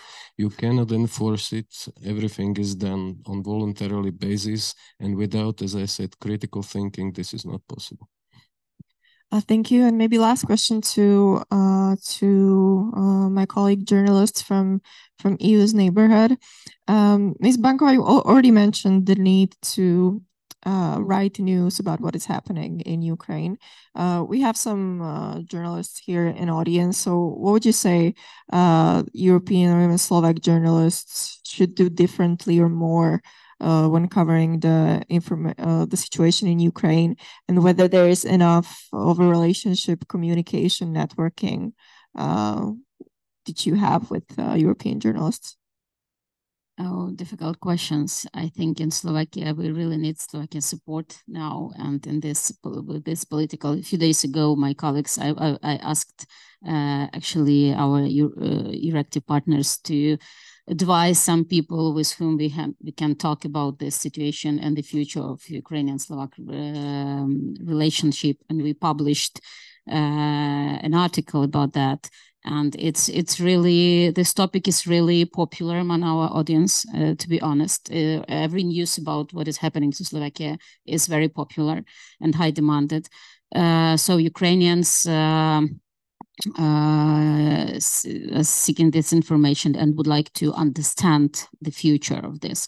So, but I think that you have to protect your democracy now. And we also and communicate with us, because I think that we are afraid that, and we see from this last statements of your authorities that this support will not be so strong and wide as it was before. But yes, I think that this is the important, the most important thing. You have to explain your audience that Russian invasion, it's not only Ukrainian problem, it's also a danger for all European, Eastern European countries, and not only the Eastern European countries. So we are fighting not only for our territories. We are protecting and struggling for democracy in the European continent. And this is very important. The support from people of Slovakia and other people from different Eastern European countries, they should understand that it's not only Ukrainian problem, and we need your support. We have to be together, and war is still there. They just 2 weeks ago, my neighbor town, so neighbor town of my hometown was bombing maybe a few days. Or even 1 week, and there is no one single school or kindergarten without somehow being destroyed or broken. So it's every day. It's not in use, unfortunately, in use of different media, but the war is still there. We need support. We need financial support. We need military support, and Russians are moving forward. So the biggest support is to spread this information and explain to your audience in order to receive this, to have this people's support, and the people have to influence somehow to the authorities. Thank you. And Mr. Dikowicki, the same question. Is there something about Belarus and covering situation in Belarus that the European media gets wrong? Of course, this is what my colleague Yulia said. When war in Israel started, so the attention of the whole of the world, switched to Israel. And of course, Russians are happy about that. And then think about Belarus.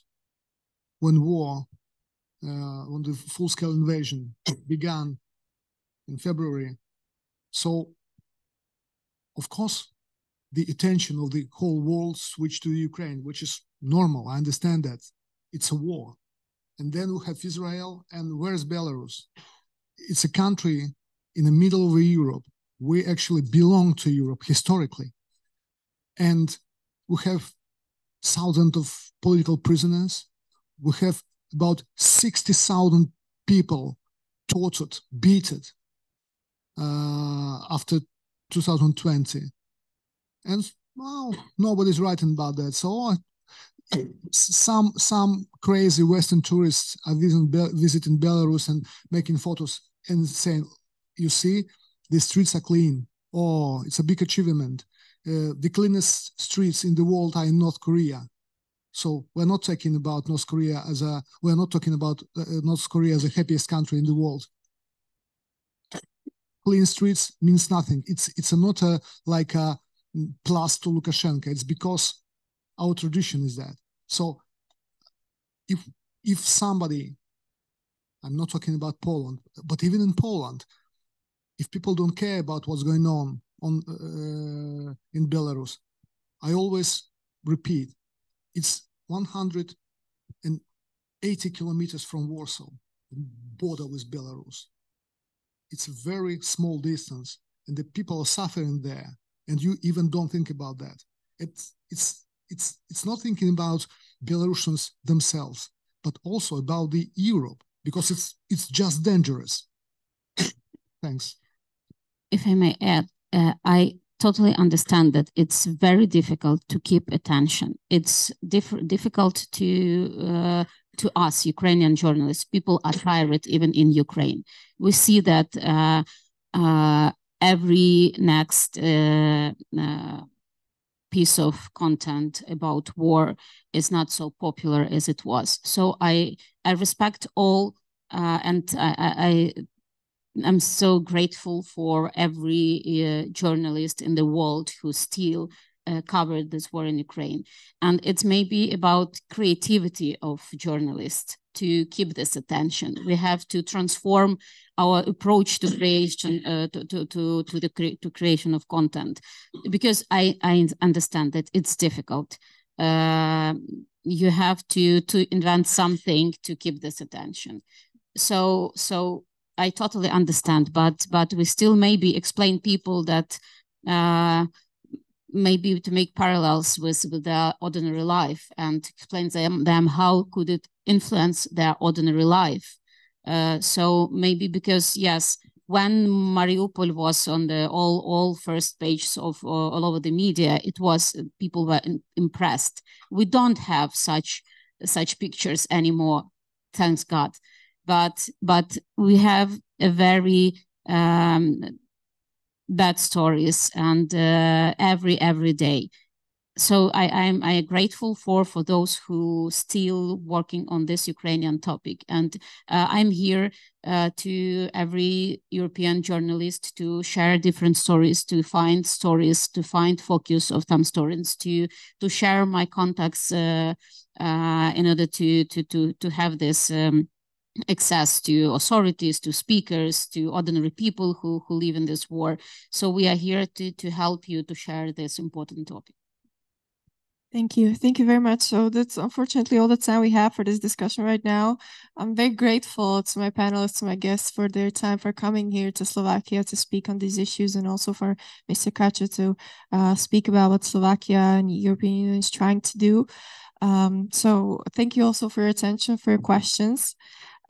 We have a break now until, I think, let's say around 15 minutes right now.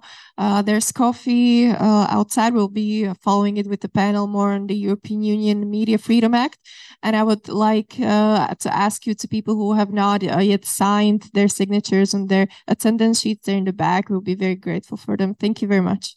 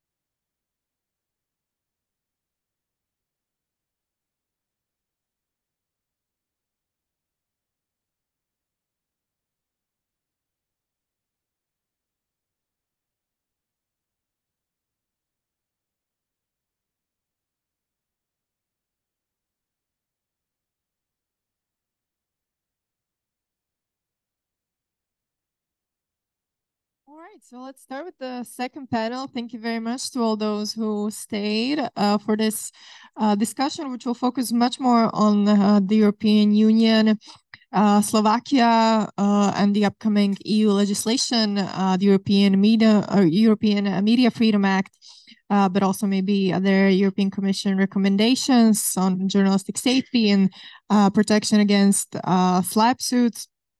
But obviously, we still will have a perspective from a European neighborhood, or we can discuss, because obviously the Media Freedom Act will be there, or if it gets passed in a larger European Union. We're now speaking about a possible European Union with 30 plus members, and so we can have a discussion right now whether the legislation as it is now will work for the future in these areas as well.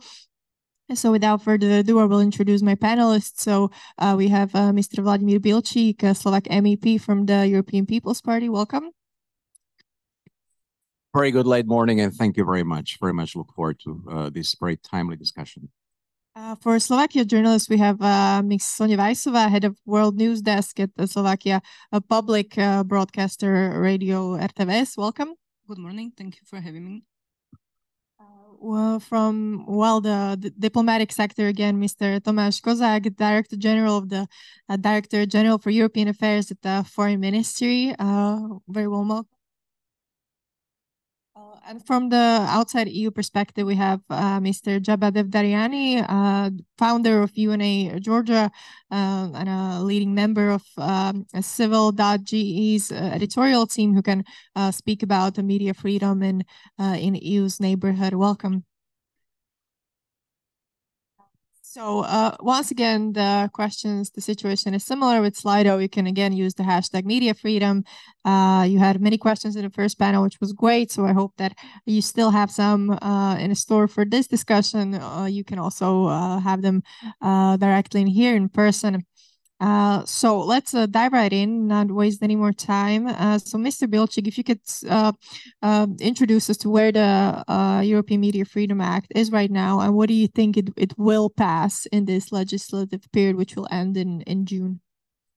Well, thank you very much again, and this is a very timely discussion also because of what we are going to remember tomorrow, the 17th of November. So congratulations on this event. Media freedom, media independence, quality media, I believe is one of the key pillars of any free and democratic society. And this is crucial also in Central Europe. It's crucial also in Slovakia, which just had important parliamentary elections. And it's a big topic across the EU institutions. I think this is something which is very much a game changer in this mandate. As such, since 2019, we've been discussing rule of law principles for a long time, but I think in this legislature, we have at last passed a number of specific measures connected to the principles of rule of law and how we can safeguard them across the European Union, but also in our neighborhood, because this also has to do, and I know we have guests from our neighborhood with the enlargement and the accession process. We've had a number of tools, dialogue on rule of law, including the media freedom, which is now regularly established, following up on the Commission's reports. We've passed an important piece of legislation which ties the disbursement of EU money to certain conditions, tied also to the principles of rule of law. Media freedom is not directly part of that conditionality law, but I think with this piece of legislation, we are going to reinforce the importance of that whole sector. Now, your question is very direct, and I believe we are in good shape to have this piece of legislation agreed by the end of the Spanish EU Council presidency. I am quite optimistic at this point. Of course, there could still be glitches. There could still be open questions. But let me just say we passed the position of the European Parliament on this piece of legislation in early October. We finally have a position of Parliament. This is one of those rare moments for the insiders of the EU policymaking where the Council actually had a position months before the Parliament had one. So the member states were waiting for us, and this had to do with also internal politics in the Parliament. We often spend a lot of time discussing competence issues, and that's fine. But in this case, once we had the competence issues resolved, we moved very quickly. And I worked on it in the LIBE committee as the EPP shadow rapporteur, dealing with the articles which especially have an exclusive LIBE competence, so have to do with the protection of fundamental rights. This concerns especially the questions of spyware and potential misuse of spyware against journalists, a huge issue again in Central Europe, in the case of Poland and Hungary especially. We can get into the details. But to answer your question, we now are in trialogues. We had the first trialogue, so the meeting of the European Parliament and the Council. In the European Parliament, the piece of legislation passed with a good, solid majority. And we will have another trialogue in a few days, and I hope we can conclude this during December trialogue, when we're also going to discuss these LIBE-related issues on spyware. I believe this is a potentially revolutionary piece of legislation. It's not going to resolve all the issues in the member states. It will complement the legislation in the member states, but it will have some very direct consequences for the member states. And I think it will also establish some very pertinent safeguards when it comes to the institutional framework, because we are going to create, I hope, once we have a deal on this piece of legislation. This is why I wouldn't like to speculate on what is going to happen, because it's still up to the Council and the Parliament to agree. But I hope we will have this independent body established to help us oversee the media freedom across the member states, independent of the governments, also independent of the European Commission. This was one of the key proposals in the European Parliament, and a body which is going to very much work together with the media regulators in the member states. In the case of Slovakia, it's the board which oversees the media space in this country, one of the institutions whose position has actually been quite well reinforced also in terms of human resources and finances. And I think that also only underlines how important that is. So that is on the process, and I'm happy to get into the contents at some point. But I am at this point fairly optimistic we could have a deal. If we don't have a deal during the Spanish presidency, it's important it happens as soon as possible during the Belgian presidency, because we want to have this law well in time before the next European elections in June next year, so we can use it to help safeguard the media space in the context of the upcoming European campaign. Thank you. That's very great news. If it were to happen between the end of the year, I suspect we are going to make you speculate a little bit about what would happen if it was already in place, with obviously the added caveat that the details can change and the whole thing is not guaranteed. But you mentioned member states. I'm going to ask Mr. Tomáš Kozák about Slovakia's position on this file. Does it voted for it in previous parts of the process? Do you foresee that changing in any way? Thank you. Thanks for the question. I just totally agree what has been said. This piece of legislation is absolutely unique. First, when it comes to the type of legislation, and secondly, of the process. The proposal the Commission made has been, the proposal was published in September 22, and basically in 9 months, the Council had a deal in June this year. And now, as Vlado said, we are in a process of trialogues. The next one will be on 29th of November, and the next one on 5th of December, hopefully to be done by the Spanish presidency. But we need to. This was on the process, but the quality of the legislation, we need to look at it. It's labeled European Media Freedom Act, right? But if you go deeper, the title of this piece of legislation is Regulation Establishing a Common Framework for Media Services in Internal Market. This is the title of the legislation. When we just try to recall the keynote speeches done by the State Secretary and Vlado Šucha as well, there was a direct touch to the year 1989, when there was no media freedom. I just want to stress that this piece of legislation is not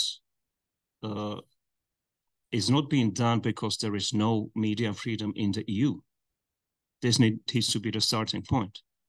This piece of legislation is about media operating within the single market of the Union. If you read simply the Article 1 of this legislation, it says that independent media services, quote, play an important role in internal market.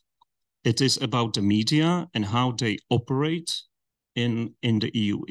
If you go even deeper and look at the explanatory note, there are words like problems affecting internal market,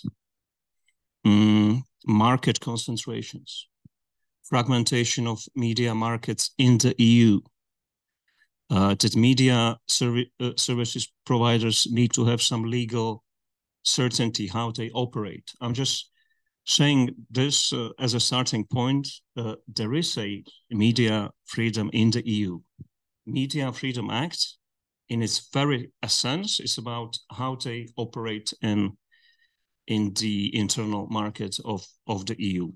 In June, Slovakia voted in favor because we liked the legislation. We liked that even our proposals have been incorporated. Now we are in a process of trilogues. It will take, Parliament is even more ambitious than the Council in many instances, and our position will depend on the final deal between the Council and the Parliament. Yes, I think that usually does happen. The Parliament tends to be more ambitious than the countries. But let's dial it back and look look at the media situation before we can speak about how the Media Freedom Act can protect and help them. So, Mr. Devdariani, for the European neighborhood position, if you could just set the scene about what are the main media freedom challenges in your region. Thank you very much. I would try to address the Georgian situation and also something that I know from my professional experience of working in the Balkans in the early 2000s in Bosnia and Serbia in particular, because I think there are certain striking similarities in the trajectory of media freedom and media sources. And I want to start by saying as a journalist, saying the most important thing up front. And to communicate it to, especially, I saw there are several ambassadors here from the EU member states and our colleagues from the government here. The important thing for us, the journalists or civil society representatives that are working in Georgia, is that any erosion of freedom that is happening inside the European Union is amplified outside the European Union. And I think you have to keep that very much in mind when addressing the rule of law concerns, but also media freedom concerns. And let me just specify how this works. Georgia is a little bit of an outlier in the neighborhood area in having a very liberal media legislation. It was passed in 2004, and for example, defamation was removed from the media legislation, so there is no basis for slaps against media. Also, the public broadcaster has a guaranteed financing which is tied to the GDP. It's 0.14% of the GDP. And the independence of the Communications Commission, the COMCOM, as we call them in Georgia, the media regulator, was upheld, but also importantly, COMCOM had no right to interfere in media content, but only in, for example, the distribution of frequencies and similar issues, right? Now, what we have now is essentially a very permissive media legislation, but even that permissive media legislation can be undermined when you have a political circumstance that goes against it. And currently in Georgia, we have the government already for a long time, since 2012, which is, let's say, less than democratic, and very particular element of it is that it is based on oligarchic power. So it's about money. And when you have that kind of government which dominates the parliament, that even the independence of the institutions becomes questionable, because if you have a constitutional majority in the parliament, of course you can dominate the regulatory bodies such as the Public Broadcasting Trustees Board and the ComCom. So there has been an encroachment of the media freedom through using these allegedly independent bodies. And in that work, the European legislation was used as a whip. For example, the recently adopted changes to the broadcasting law were passed to ensure compliance with the audiovisual directive of the European Union. And they have brought under the competency of the ComCom the right to control also the content, which was not there before, and it was left for a self-regulation. And for example, two additional issues, there was a hate speech provision added, which is of course not strange, but at the same time, hate speech is used very much by the government as a label. Something that you don't like is a hate speech. And the so-called elements of profanity or the indecency in broadcasting, which was claimed to be the part of the European regulation, but it isn't. So I want to say that the European Parliament especially needs to keep an eye on the fact of how the regulatory framework is being abused, because we who have lived on the other side of the wall remember very well that whenever there is a law, whenever there is a regulation, it is used rather to punish than to provide an enabling environment. And that instinct is very much alive. I think I'll stop here and then we'll follow. Thank you. That's a very good comment on how it can influence even the situation outside of EU. But back to Slovakia for a second, Ms. Weissova, if you could speak about the situation in public broadcasting right now, and maybe some of the plans that the government has with what it wants to do allegedly to strengthen the independence of the public broadcaster.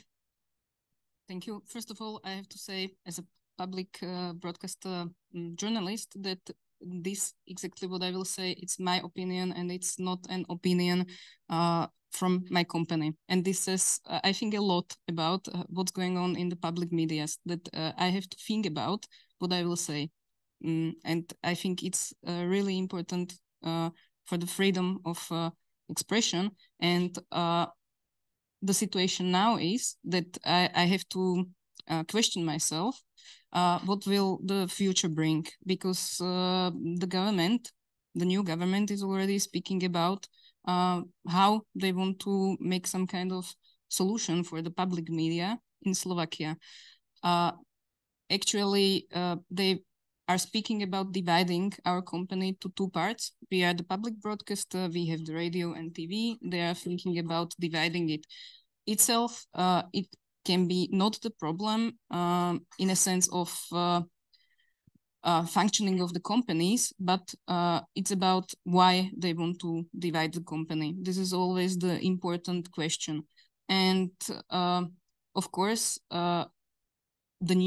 when the companies are divided, this brings the new director, new management to our company, which means some kind of change, because this is the reason why, from my point of view, they are thinking about the change, to change the, for example, the management and the news management.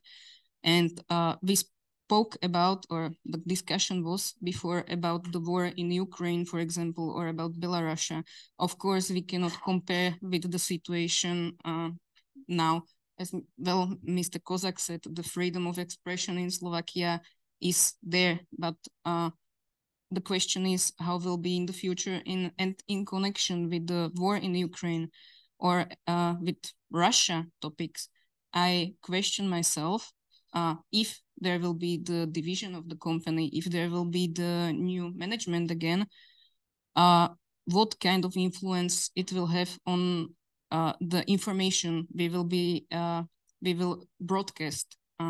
And I think it's important to say that nowadays it doesn't work like that someone comes to you as a journalist and says you cannot broadcast this. It doesn't work like we already witnessed something like this in my company. It's like usually there are different techniques how to influence the content. It's about saying, is it really important to inform about the war in Ukraine? Is it really that important? Or is it the war? Isn't it some kind of operation? Or is it really in Russia that bad situation about the freedom of expression? The journalists, are they punished, for example? Is it really like this? Or is it important for our listeners? As well, European Union topics, should we speak more about what kind of negative influence European Union has for Slovakia? So it's like the strategies how to somehow influence the content are different. And why I say this, and now it's like it's important. For example, the European Media Freedom Act speaks about the protection of the journalists, but as well, I think it's important to say it's important to protect the public service media as well. And the European Media Freedom Act speaks about the financing as well. And this was the topic in Slovakia as well, about the financing. It recently changed from the license fees to just simple state support. And I understand no one wants to pay the license fees. It's like, why we shall pay? It's expensive. We don't watch it. But it increases the freedom of the media when the public pays for it. When the state pays for it, it's like we heavily depend on the state. And it's like, yes, the law says the government shall pay, but what if not? What will happen? And okay, at the end of the day, they will pay, but when? It's the as well question. And it's like being the journalist in the public media in Slovakia is always the question, will we have enough money? Will we have enough for covering this topic? Will we have enough? But I speak now just about the news. Will we have will we have enough people will I have enough people in my team? Will be there the money for them? Will we be able to pay them? These are really some kind of complicated questions, and it's really some broad topic, but I think it's really important that there is a discussion in Slovakia and in the European Union as well about the role of the public service media. Thank you very much.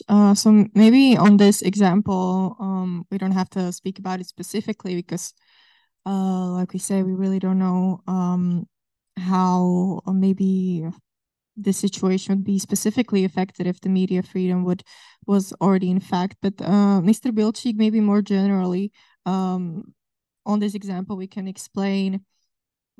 Generally, when a country wants to change or pass law that influences journalists, whether they're public broadcaster, maybe especially if they're public broadcaster, will the European Union now have some sort of more tools to influence that, check whether the intentions are there to actually decrease the independence of media? The short answer is yes. This is the whole point of that new piece of regulation, and it has a number of safeguards. It's related to the issue of financing, which has to be sustainable, has to be long-term, has to be predictable. When it comes to public broadcasters, this is very much in the law. By the way, Slovakia is not the only country which is discussing how to assure financing of public broadcasters after abolishing the basically what had been a tax, a regular tax payment. A similar discussion is ongoing, for instance, in France at the moment. I think this is where we have to look into additional safeguards. But what is important is that it's predictable, it's sustainable, and it's multi-annual, ideally. And it's not dependent on a simple majority in the parliament, which unfortunately at the moment is the case in Slovakia. So a lot of things can be changed very, very quickly. And in that sense, I think those safeguards which are going to be brought about by this legislation are going to be important. It is also about the market space. I mean, this is extremely important in terms of what is the market share, what happens to the market with advertisements. All of these things are extremely important because we are talking about a lot of money, potentially. We are talking about a lot of consequences for the freedom and the fairness of the information space. Here, it's not just going to be a matter for the media regulators. I imagine this is also going to have to do with all of those who look at competition policy in respective member states. So the Media Freedom Act is a piece of legislation which is not just narrow in terms of the public institutions which are going to be affected, but it's broader. We do have at least a couple of public institutions in this country which very much follow the competition policy. That'll apply also to the media space. Here we are also touching on the private media space. It is extremely important that we have transparency of ownership, who stands behind the media. But it's also important that there is not a capture of the private market by a dominant player. Again, this is about basic market rules. And I just want to say, coming back to Slovakia, this is a country which just over 5 years ago experienced a brutal murder of a journalist and his fiancée. This is a country where media freedom, media independence is something which has shaken the society repeatedly. We can also discuss the situation back in the 1990s. We have our experience, we have a certain trajectory, we have a certain story. I'm a politician, and when you're in public space, you have to be ready to face criticism. And this is a normal part of politics, normal part of politics in any member states, normal part of politics in the EU institutions. Journalists often ask questions which may not be pleasant, but that's part of the public life. And this is something which we need to cherish, maintain, and this is where I see the potential of the European Media Freedom Act to really add some additional safeguards to what we have domestically. We also had big discussions about Article 6, for instance, which guarantees editorial independence. Again, this is a tricky issue because you're looking at 27 member states. You have different cultures, different laws, different liability issues. This is not just about what the journalists write, but it's also about the practical consequences for the company, be it a public company or private company. But I think we have a very good text in Article 6 for all of those who are going to follow this legislation. We also have, I think, a very good text which the European Parliament brought to the table on how to deal with the potential misuse of spyware. This has been a huge issue in the cases of several member states, especially Poland and Hungary in our region. And I think it's very clear that we are sending a message. Yes, we do need spyware in this day and age for security purposes. But we need very strong democratic and judicial safeguards in terms of how spyware is used in public space. And there should be no instances where a piece of spyware is used against a journalist in connection with his or her professional work. And I think we have a number of issues here. Now, how is this going to work? We need to have I think, and this is something which is going to be part of the political fight, if I may say so, in the trialogue. I think we need to establish an independent oversight body, which is going to be independent of member states and the Commission. and which is going to have a direct connection to the domestic regulators, be it the media boards, but also the competition authorities, and again can help us safeguard the situation. Last point on Slovakia, if I may just interject on this, and I will give you something from the kitchen. It's not just about the laws we adopt; it's also about the politics. I spent this morning 1 hour in an online meeting, internal meeting in the Democracy, Rule of Law and Fundamental Rights Monitoring Group, which we have in the European Parliament, the Libya Committee. We had a big, rich discussion on a number of issues, including the situation in Spain, including the situation in France, including the situation in Poland after elections, but most of all, including the situation in Slovakia.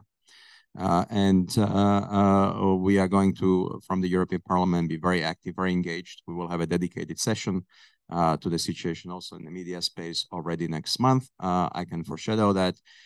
And we will reach out to the new authorities because if you're going to do major steps such as divide the public broadcasters, this has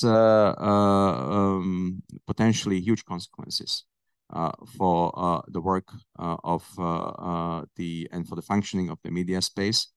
It also raises a lot of questions in terms of finances, money. I mean, the whole argument why we have one company was to save money. It raises a lot of legal questions. It was not easy to have this merger. To disassociate this will create a huge headache for the daily work of journalists in terms of all sorts of things, including issues having to do with liability questions, for instance, rights to certain material. So these are serious issues. And again, I think it's important that we will have an oversight body in the case of the European Union. But I also want to underline it is a broader question than just a legal issue. And we have been working on ways how we can help improve the media freedom and independence across the board, also through other channels than just this piece of legislation. Thank you. Mr. Kozak, maybe not even just for Slovakia, but for other countries as well. You said that this is not an act that needs to establish media freedom, but I think it's correct to say that it wants to protect or even enhance media freedom in Europe. Do you think it has the chance of actually establishing that? Because it will add new definitions of what media freedom even is, what editorial independence is.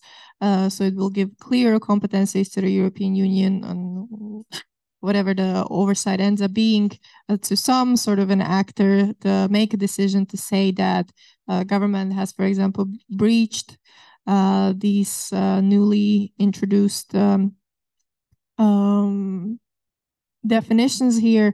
There will be maybe some lawsuits, some sanctions on a member state, but will this be enough to deter an actor, a government which wants to encroach on media freedom and journalists? Thank you. Look, I will try to answer this question with explaining more the notion of one word. And this word is against. When Commission intended to present this proposal, first it was presented by President of the Commission in the State of the Union speech in 2021.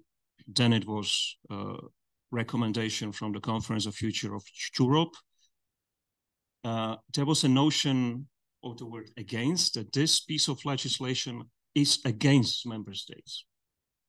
From the media sector, there was an impression that this piece of legislation is against media because the Commission ultimately wants to regulate the media. This is not right.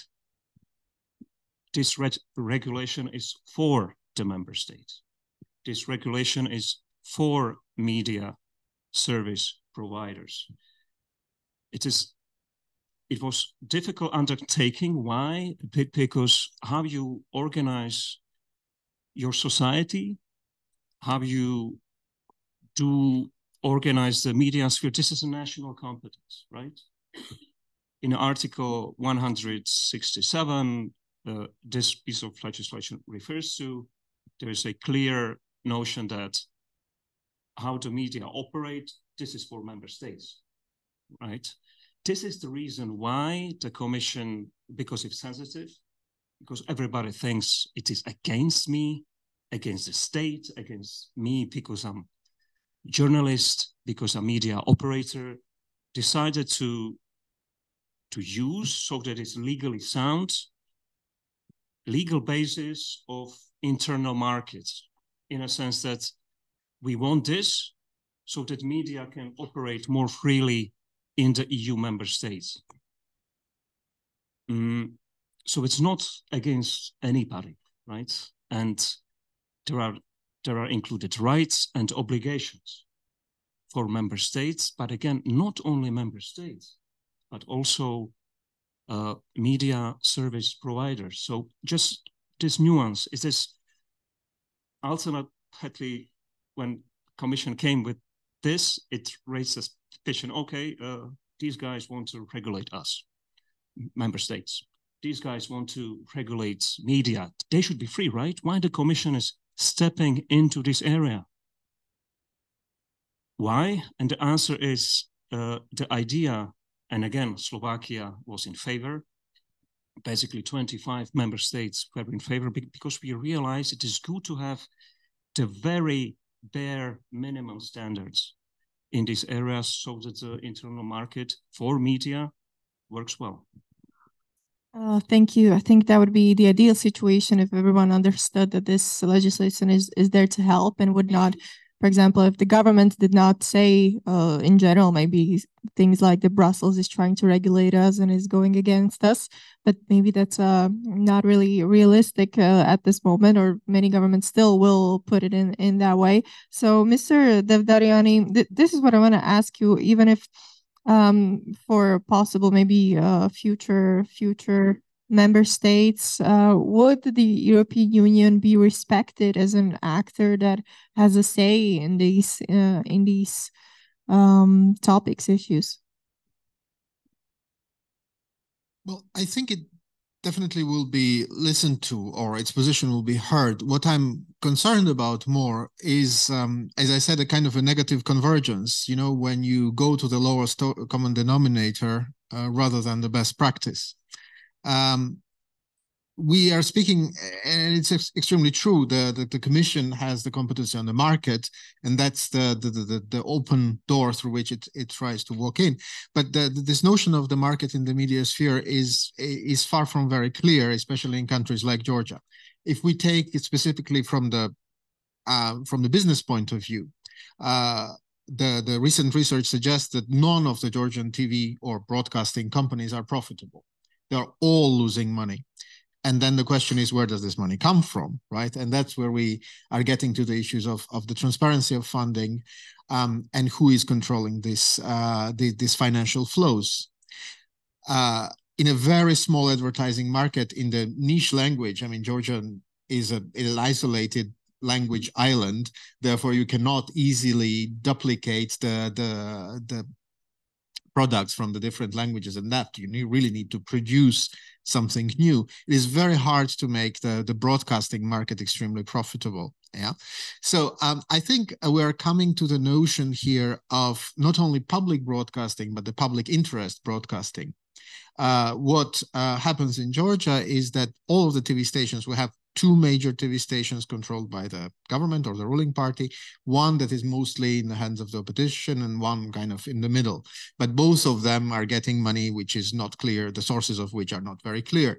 But and all of them are having what I call a doomsday broadcasting. You know, you turn on the TV and everything is bad, either because of the government or because of the opposition, and there are enemies everywhere. And this kind of TV diet has been rather revolting for the readers and the users. There was just a research that came out yesterday, and 37% of the people aged 18 to 35 don't believe any TV channels. What do? They go to online media. And the online media, like mine, mine is one of the oldest ones. It's been there for 23 years already. But there are younger ones which are very influential, very good, a very good quality. They're always remarked in the EU reports as kind of benchmarks of good journalism, including investigative journalism.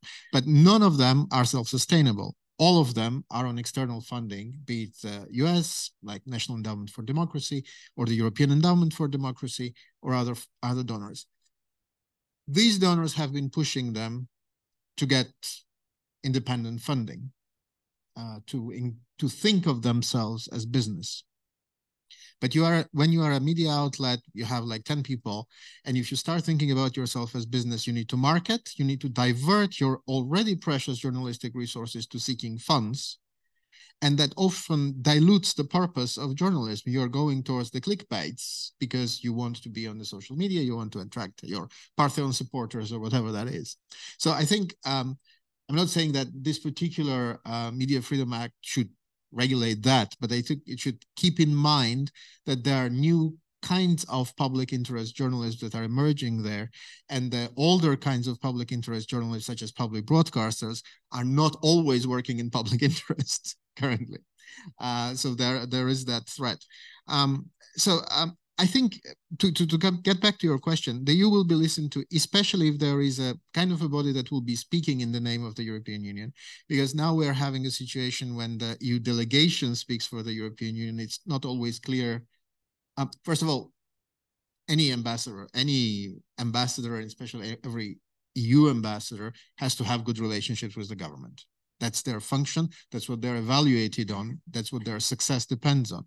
So they're limited in expressing their opinion about issues that are covered by the sovereignty shield, such as the freedom of the media, for example. So if you have a body that speaks in the name of the European Union about those issues, that is already a very good step. But I think there is a space for a more active representation of the media itself in this kind of a body, not to rely only on the media regulators, because media regulators are very easily captured. Thank you. Ms. Weisswa, maybe the same question. If you look into the future and envision a situation in which after the European Media Freedom Act passes and some sort of the result of it is a criticism from the European Union towards Slovak government for some sort of media law, there's a statement that it is bad for media freedom. Can you envision that going well for Slovak public, for the European Union's image in Slovakia? Once again, that you mean that there will be some kind of criticism, yes, and if it will have some kind of influence on yes, the government, or this I cannot somehow predict. I just can say that I hope that it will have some kind of influence. Okay. I just hope that the government will listen to European criticism, but it's really complicated to predict if it will. It probably depends on how much of the pressure will be from the European bodies towards this topic. So we will see what it will bring, but as well as I said, that the freedom of the media in Slovakia it's on the high level, and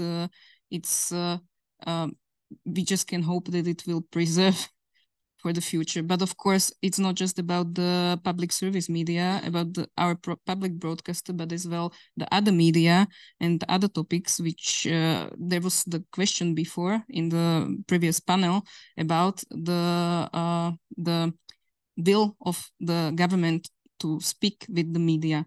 And of course, there was a journalist from Belarus who said, yes, it's about the question if to spread the ideas from the government.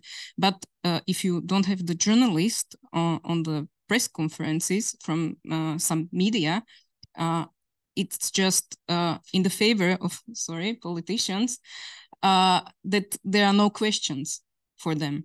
And this is really important, that the journalists have the access to the politicians. But this is as well the European Union. I could see that when I wanted to have some kind of statement from the European Commission, they said it's on Twitter.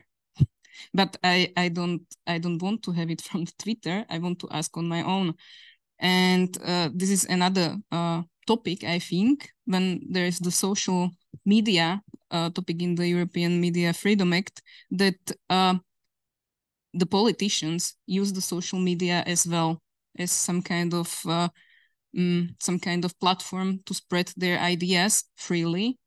And then for us, the journalists, is the question how we use this information, and if to use this information. Our politicians are now really giving the messages through the social media and not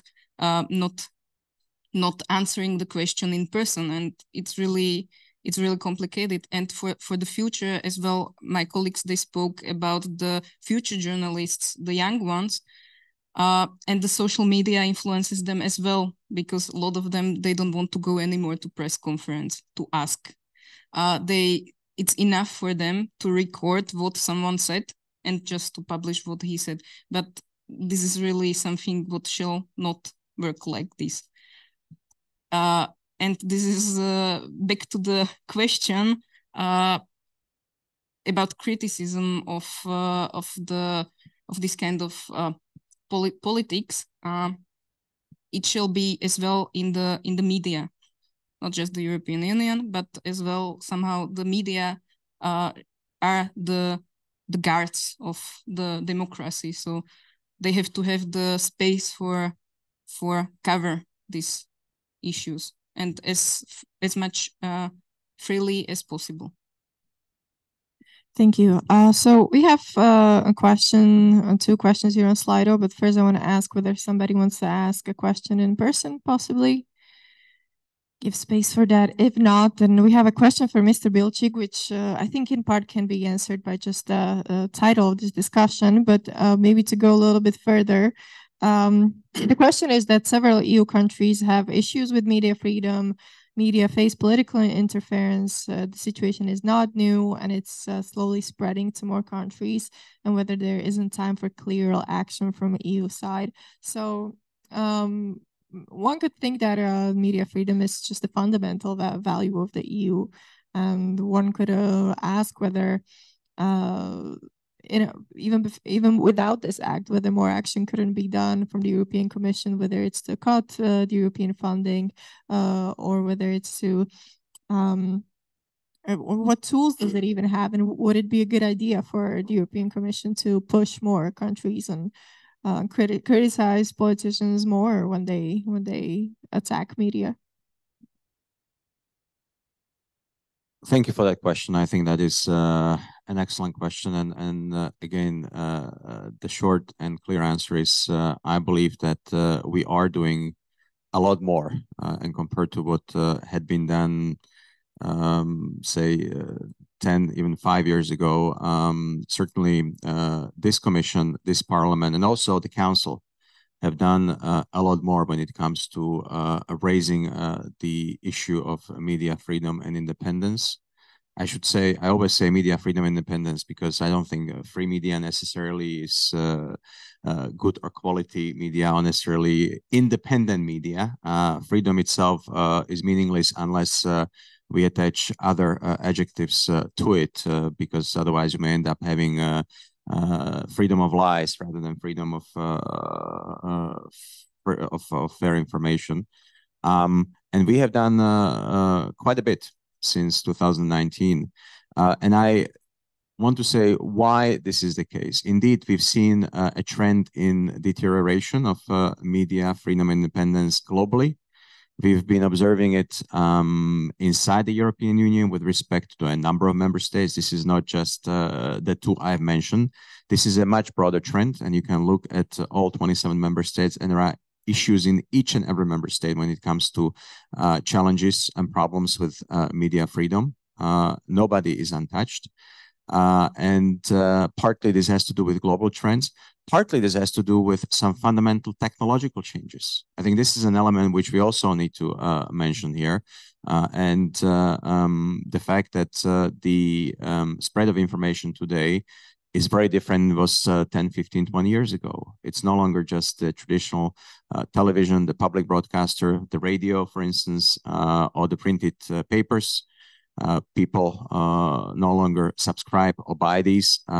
Most of the information, and I'd say at this point it is across the generations, is consumed online.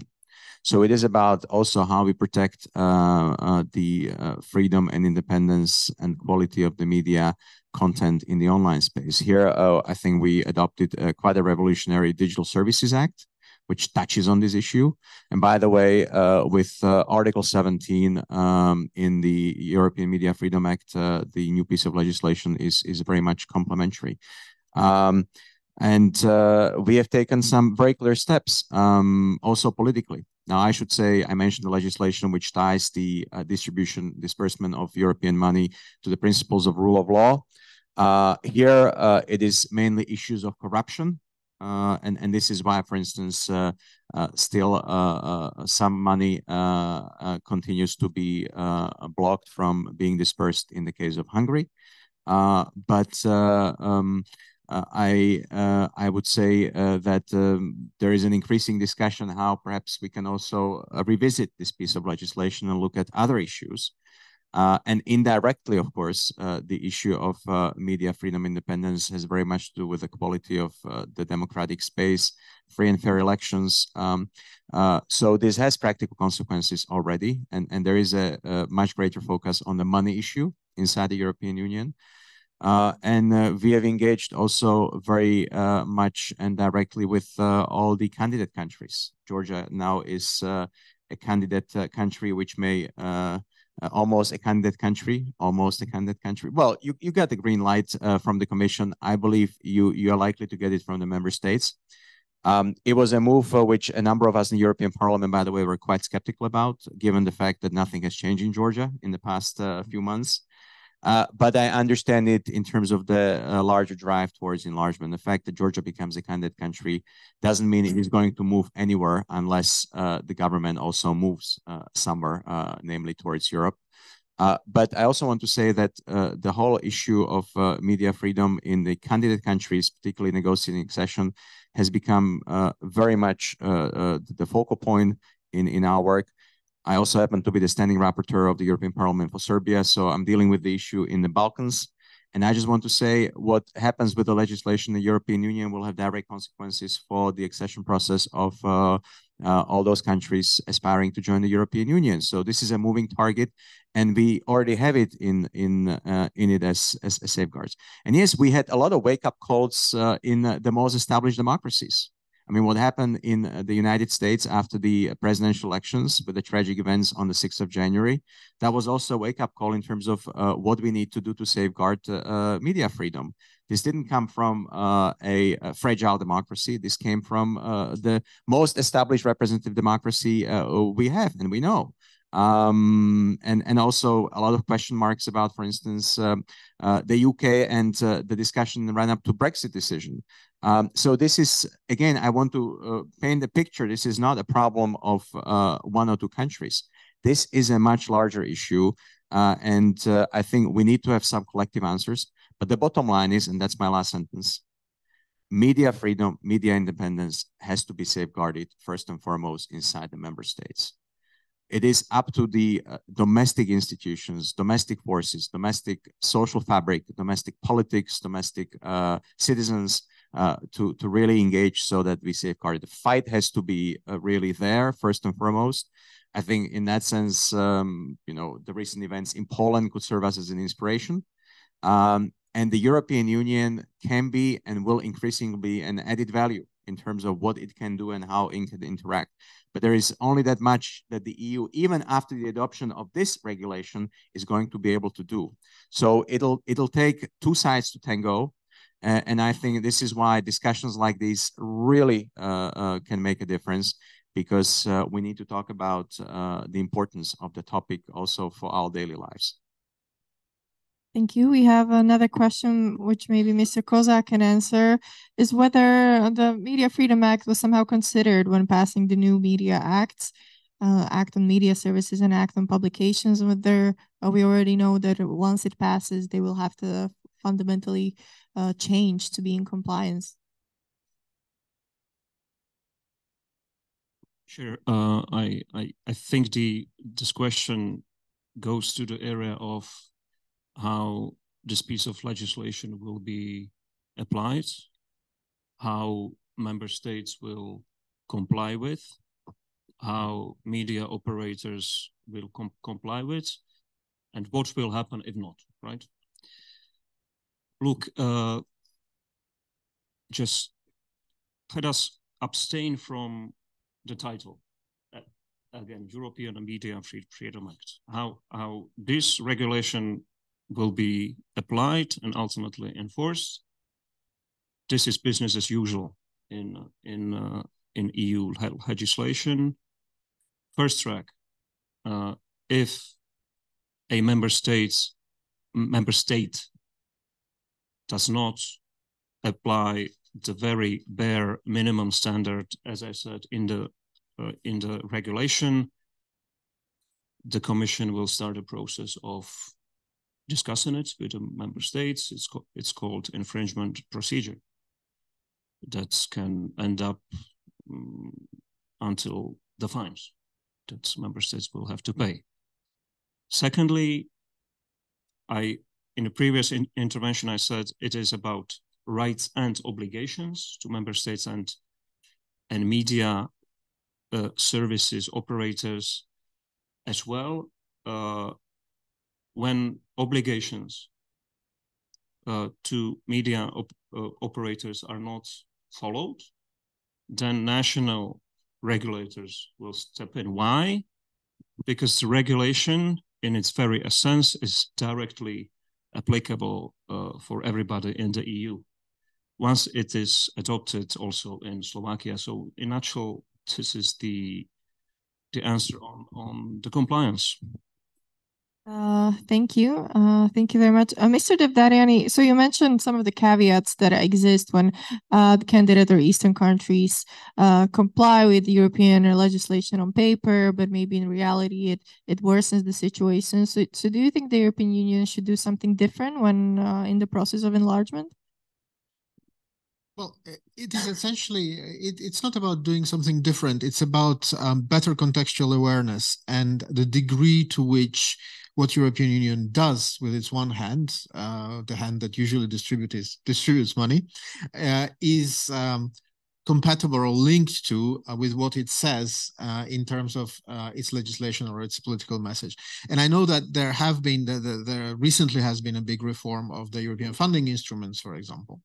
And how this will be applied, for example, which pot of money would the Ukraine, well, Ukraine is pretty clear, would Georgia and Moldova take money from in the European Union, it will also determine the degree to which the European Commission would have a say on compliance or in planning, for example. Yeah, if we are under an IPA facility, for example, the national governments will have much more authority to define what their priorities are. Yeah, in this case, in the governments that are having less than democratic outlook, can actually use the European funding to further their own objectives before the infringement procedures start, and then these are years that pass. So I think it's a lot. It's an old debate about the ability of the European Union to assess the internal situation of the countries and to shape their response based on the local situation rather than kind of a general outlook of what is happening in the whole region. It is especially true for a small country like Georgia because it requires resources to pay attention to a 3.5 million country. And this is where I think the role of the European Parliament and kind of political institutions that debate these issues is very important. So in 2 words, I think European Union can do a lot of good and it can do even more if it is beefing up its capacity to have this implementation context analysis, as it's called in international affairs. Thank you. Ms. Weissova, so you mentioned that your situation as a journalist or your thinking as a journalist is changing right now, that you have to maybe think more about what your future of your institution is going to be. Do you feel like you have enough of a network or relationship with the journalists from other countries who maybe have gone through similar processes? And maybe could you use more of a hand from European institution in facilitating such exchange? Actually, I am not in touch in some kind of institution, but there are the organization for the journalists, like Reporters Without Borders, who inform about the situation from not just the European Union member countries, but from all the world, and they are pretty focused on the Slovakia as well. So this is important as well, that there are the international organizations who care about the situation in Slovakia. But as well as my colleague said from Georgia, is always the question how much the small country is interesting for the European Union, or for even the journalists from the other countries. I'm really happy to hear from my colleague from Ukraine that the issues about the Slovakia, the articles are pretty popular, but I guess for the bigger countries in Europe, the topics from Slovakia, it's not that often that we see this. So it would be great that if there are the journalists covering the Slovakia more, and that this topic is more present in the European Union as well, in the European Union media as well, of course. Thank you. We have a more. I very question the European Media Freedom Act provides a solution. It sounds wonkish, terrible, but there is a idea or article to establish an European Board of Media Services, where basically every member state will have a participation. And the role of this board is to provide opinions, advisory services to member states. What's the best solution? How to organize the mediascape? So again, this is for us. It's for member states and for media outlets and for, in December, candidate countries. Yes, I think maybe it's difficult to imagine, but once all the institutions actually are in place, I think some of the tools, some of the boards, some of the opinions, even if they are binding, I think especially for journalists, it will be very interesting and useful to have such documents, such statements to maybe support some of the analysis and some of the criticism that probably will be here. So there is a more technical question here about Acton. Sorry. Or there was a question about the Article 17, which provides a media exemption, which I think deals with digital platforms. So, Mr. Bilci, if you could speak, why is that such a controversial part of the Act? I hope it is not, and it will not be controversial. We spent a lot of time discussing it, actually, in the European Parliament, and it raises a number of questions and has to do precisely with this new context in which the media operate, namely the context of the online platforms. Now we have an important regulatory tool for the online platforms, the Digital Services Act, which has now been in place and in force since the end of this summer. I believe this is a game changer, not just in the context of the EU, but also more globally, because I suspect that these rules are going to be adopted more widely than inside the European Union. Of course, they will take some time to adjust. And what is Article 17 about? Very simply speaking, it's about protecting or trying to give a privilege to serious, independent and free media, public or private, to deal with any attempt by platforms to interfere with their content. This is what it's about. Let me give you an example. Imagine a German public broadcaster airs a show which is critical about the practices by Elon Musk. And say there is part of this production which is spread on the platform, which this person has to do with, and that platform decides immediately to take down or to ban the distribution of that content. This is why we have Article 17. There is a 24-hour period during which the platform, any platform, cannot touch the serious media content. And why I'm saying serious, because we define in paragraph 1 of this article 17 very clearly who it applies to. This applies to media service providers, which must be completely independent of political institutions, and private corporations whose purpose is not related to the creation or distribution of media services. They must be subject to supervision of a national authority or comply with self-regulatory standards. This is also a safeguard against such pseudo-media distributors, such as, for instance, we know from the Slovak context, and we saw this and we discovered this in recent years, when you have a number of platforms which claim that they are actually serious media, but all they do is spread disinformation or Russian propaganda.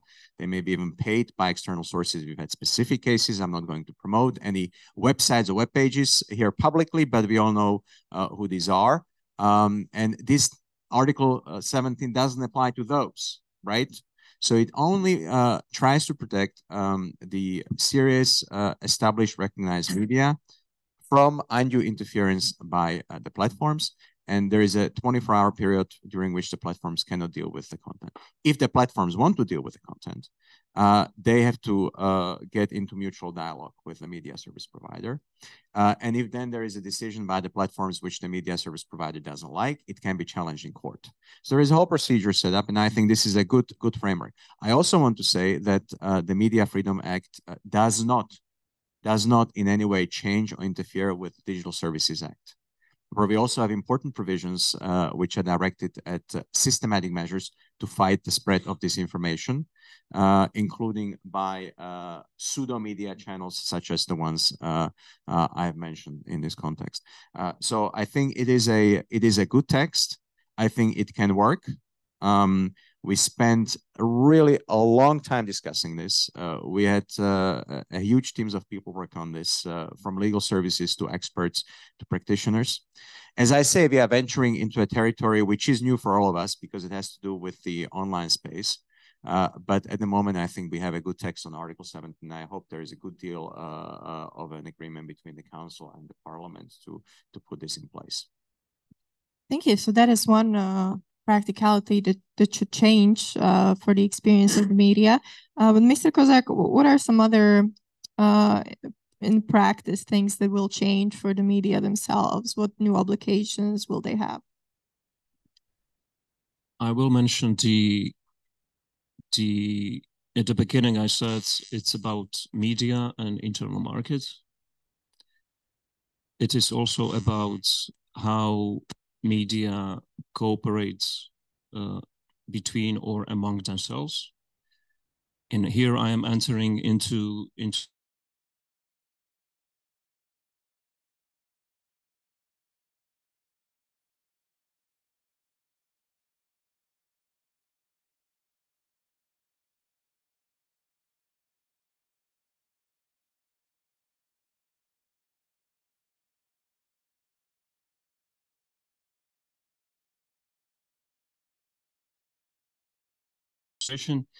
there is an important test in the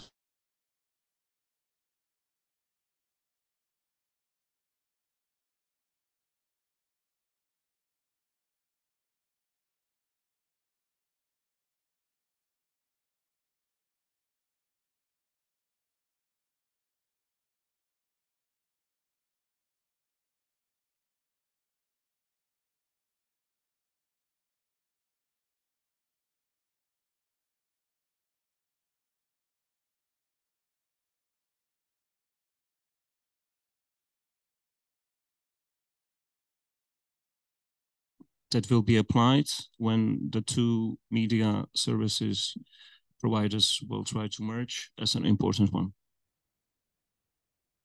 Mr. Devdaran, maybe if you could speak about whether market concentration or media plurality is an issue, and Georgia already mentioned it with the TVs, but maybe in other candidate countries as well. Yeah, do not have a sufficient knowledge about the other candidate countries. The market concentration, it's a difficult issue to address in a small country like this, because, for example, like in Georgia, if you look at the media market, as I said, you have two major TV stations dominating the public broadcasting, of which the National Public Broadcaster is not the one, because even though it has guaranteed funding, it has relatively low viewership. And the indifference to what was happening, for example, in early 2000s, the printed media is almost extinct. I mean, it exists, but there are almost no serious newspapers to speak of in the printed media. And in terms of media concentration, for example, the ruling party and the financial groups of interest associated with it have control of the major broadcasting conglomerate, Imedi TV. They have taken over another one that used to be an opposition channel, and they de facto control the public broadcaster. So in that sense, the ruling party and associated financial groups of interest control a significant chunk of the broadcasting media. Yeah, and the only thing that is let outside of it is the online media, which is almost completely foreign funded, and there has been an increasing rhetoric against them. As you know, as you may know, in March this year, there has been this attempt to pass the legislation, which in the civil society we call the Russian law, but it was called Law on Transparency of Funding, and this was targeting the civil society organizations and independent media, and was aiming at instituting the process of registration and fines for them, which it was thought would significantly curb the functioning of both civil society and independent media groups. So that is in part of the political thinking right now, and only because of the massive public protest, this law was repealed. It was passed and it was repealed the next day due to this public protest. So it's a very precarious situation. But what I remember from you've been working on Serbia, what has been happening in Serbia and in Bosnia as well in the early 2000s, it was the consolidation from outside, basically the publishing houses taking over massively the local publications in Bosnia. That was pretty evident, and the purchaser there was the German conglomerate, and the similar situation was happening in Serbia to slightly lesser extent. And then it is much more under the EU purview, right? When it happens between the two countries, in the domestic politics, it is sold like, well, the media outlet from a democratic, developed country is buying our own newspaper. That is good for democracy, right? It increases pluralism, but then you don't necessarily know how these groups of financial interest are linked with the domestic ones and what results it may produce. So I would say there is a degree of media concentration, which might become even more serious problem, and which is linked to the transparency of funding and the groups of financial interest that are consolidating their power on traditional broadcast media, especially. And there is need to safeguard the currently independent online media from a similar trend, because it could be very easily done. If you target their funding, they can be up for sale. And we've seen that in Hungary not so long time ago, how once you target the financial flows, then the media are just up for sale.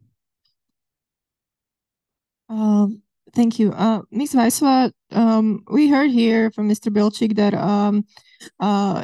regardless of this new law of the European Union, that the bulk of the fight needs to happen domestically, that the domestic institution need to withstand any attacks on media freedom. So maybe just your personal opinion, do we have strong enough institutions, civil society, laws, and etc. to withstand the attacks on media freedom in the next few years? In the case of public broadcaster, we have the law saying, for example, that we have some kind of board who shall protect us, but it's always the question if the laws can be written good or they are.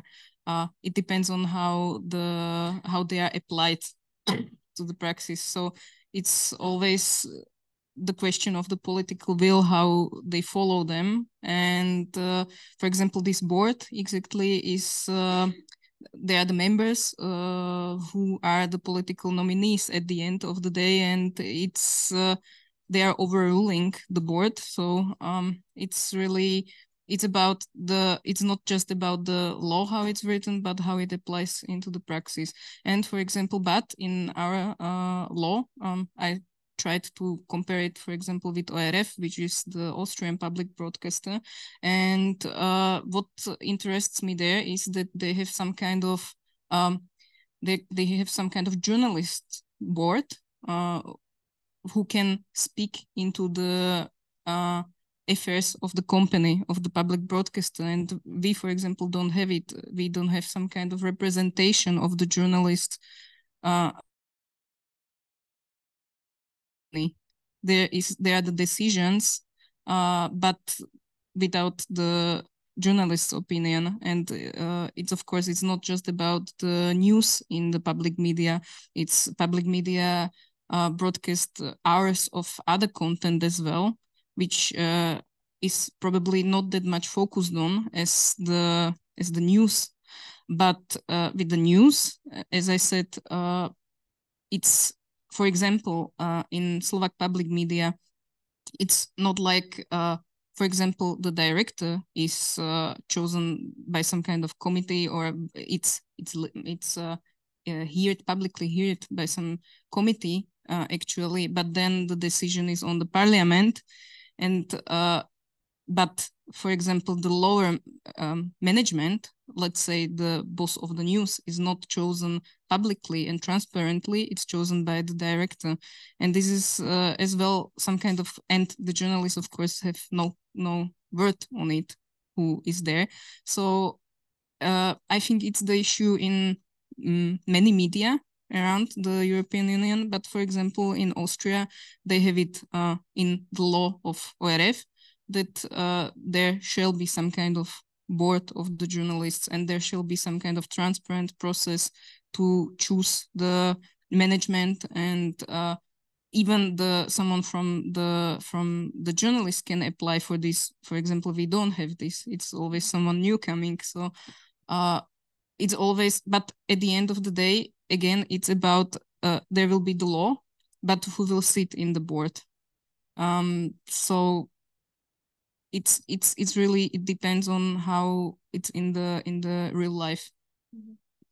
Mr. Bilčík, just this morning you sent out an open letter to Věra Jourová, your commissioner, telling her about the situation in Slovakia with other Slovak MEPs. It was not just you, especially pointing out to the decision of the government not to invite certain news media into press conferences or answer their questions. And you're asking her to evaluate whether this doesn't go against European values. So I wonder what specifically, what kind of process are you envisioning there?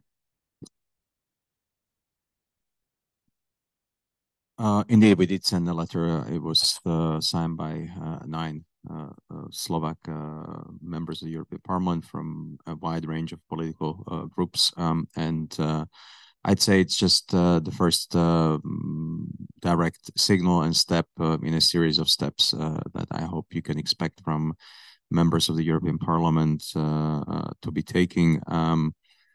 I believe it is unacceptable that a prime minister of any country decides not to invite an important segment of the media to enter the space of the government and to be able to report freely and independently on the activities by the government.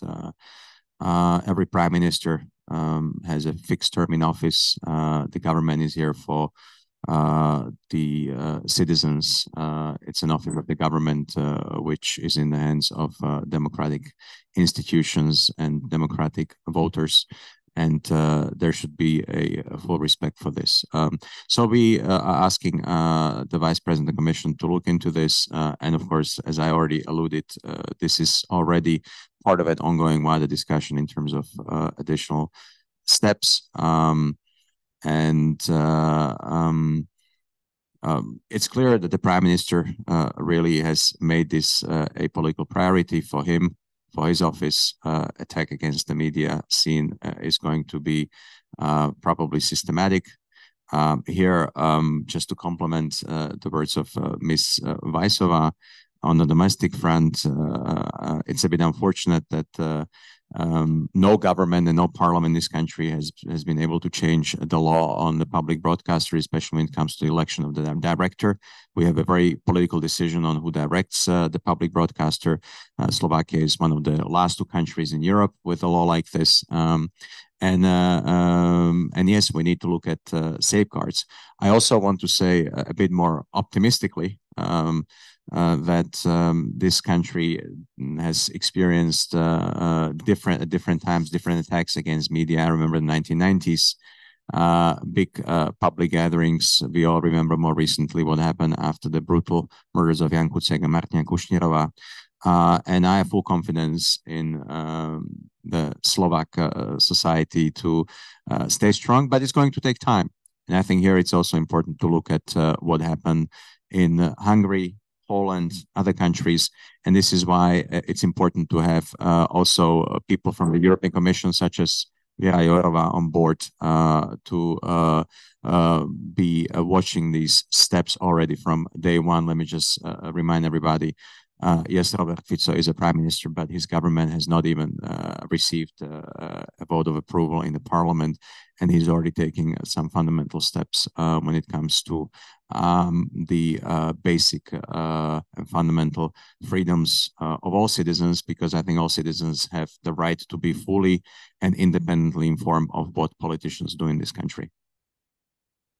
Thank you. We have last 10 minutes of this discussion, so I want to give each of you floor to say a few parting words, a key message that you want our listeners to take from this discussion on maybe the future of European Media Freedom Act as it entails to Slovakia or candidate countries. Mr. Kozak.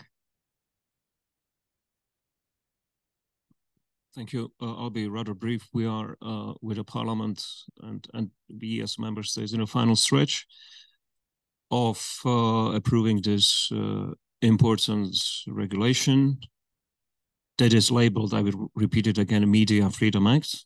There is a media freedom across the European Union, and this piece of legislation is for the member states, for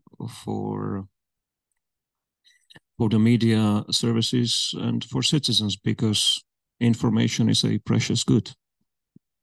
Thank you. Mr. Devdariani. Well, I think we heard in the first panel there were some mentionings of the disinformation and of the debunking of disinformation. That it's very easy to produce disinformation and takes a long time to debunk it.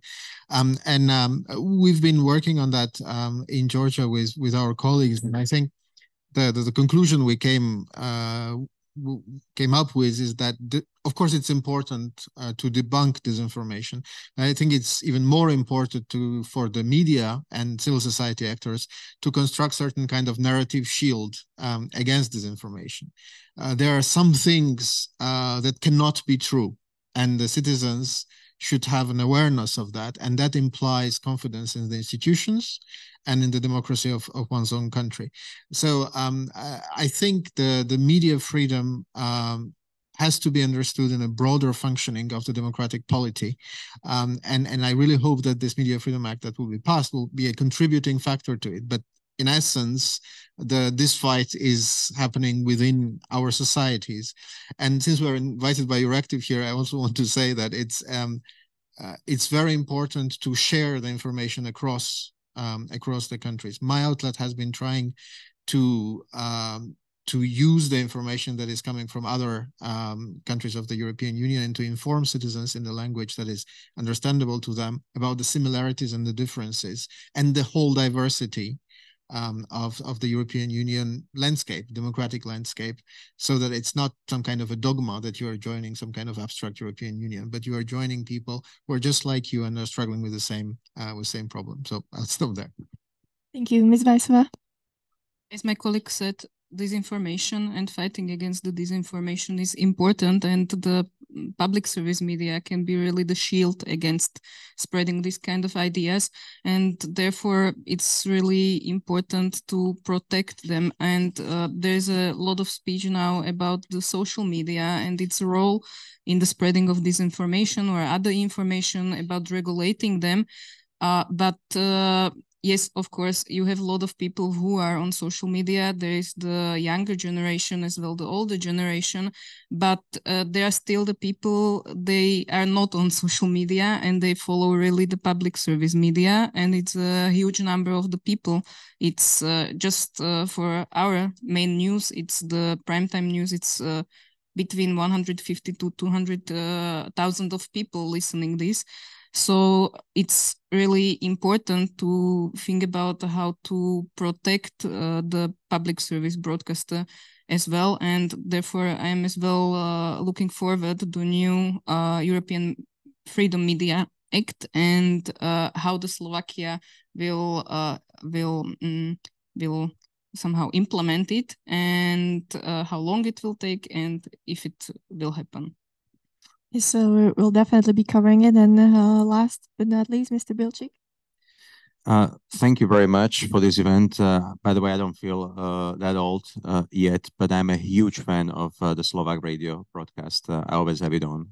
Also in Brussels, when I wake up or whenever I get the news. And I think you're doing an excellent job in terms of what you have to do and what you're tasked to do. And I hope this job is not undermined in coming days and weeks and months, because this is the job in the public interest of all of us. On the Media Freedom Act, as I said, I'm optimistic that we will have a deal in coming weeks. And I hope this is going to be an important message across the EU, but also in the case of Slovakia. Last point, when you look at the new program manifesto of the government led by Robert Fico, it has 88 pages, but not a single mention of the word disinformation or how to deal with it or fight it. I find that worrisome, so I'm also glad that you covered the topic. This is a huge topic and goes very much hands in hand with the strengthening of the free and independent media. We also have to get serious about how we fight against the spread of manipulative disinformation, hoaxes and lies, online, offline, because unfortunately they have started to shape our public space and political space in a decisive way. And I find that we need a lot more discussions, events, and opportunities to have a lively exchange of views such as this one. So thanks again. Thank you very much. So on those parting words, that brings us to the end of our conference. Thank you very much to my guests, my panelists, for your time. Thank you for your questions, but mostly for your attention. That is the most important asset these days. This conference was organized by Euractiv Slovakia and Europolicy in cooperation with Ministry of Foreign and European Affairs, and very kindly hosted by the European Commission representation in Slovakia. We'll be covering media freedom issues on Euractiv Slovakia, but also on Brussels page, where you can hear about what's going well, what's going wrong in all of Europe. So once again, thank you and have a great rest of the day.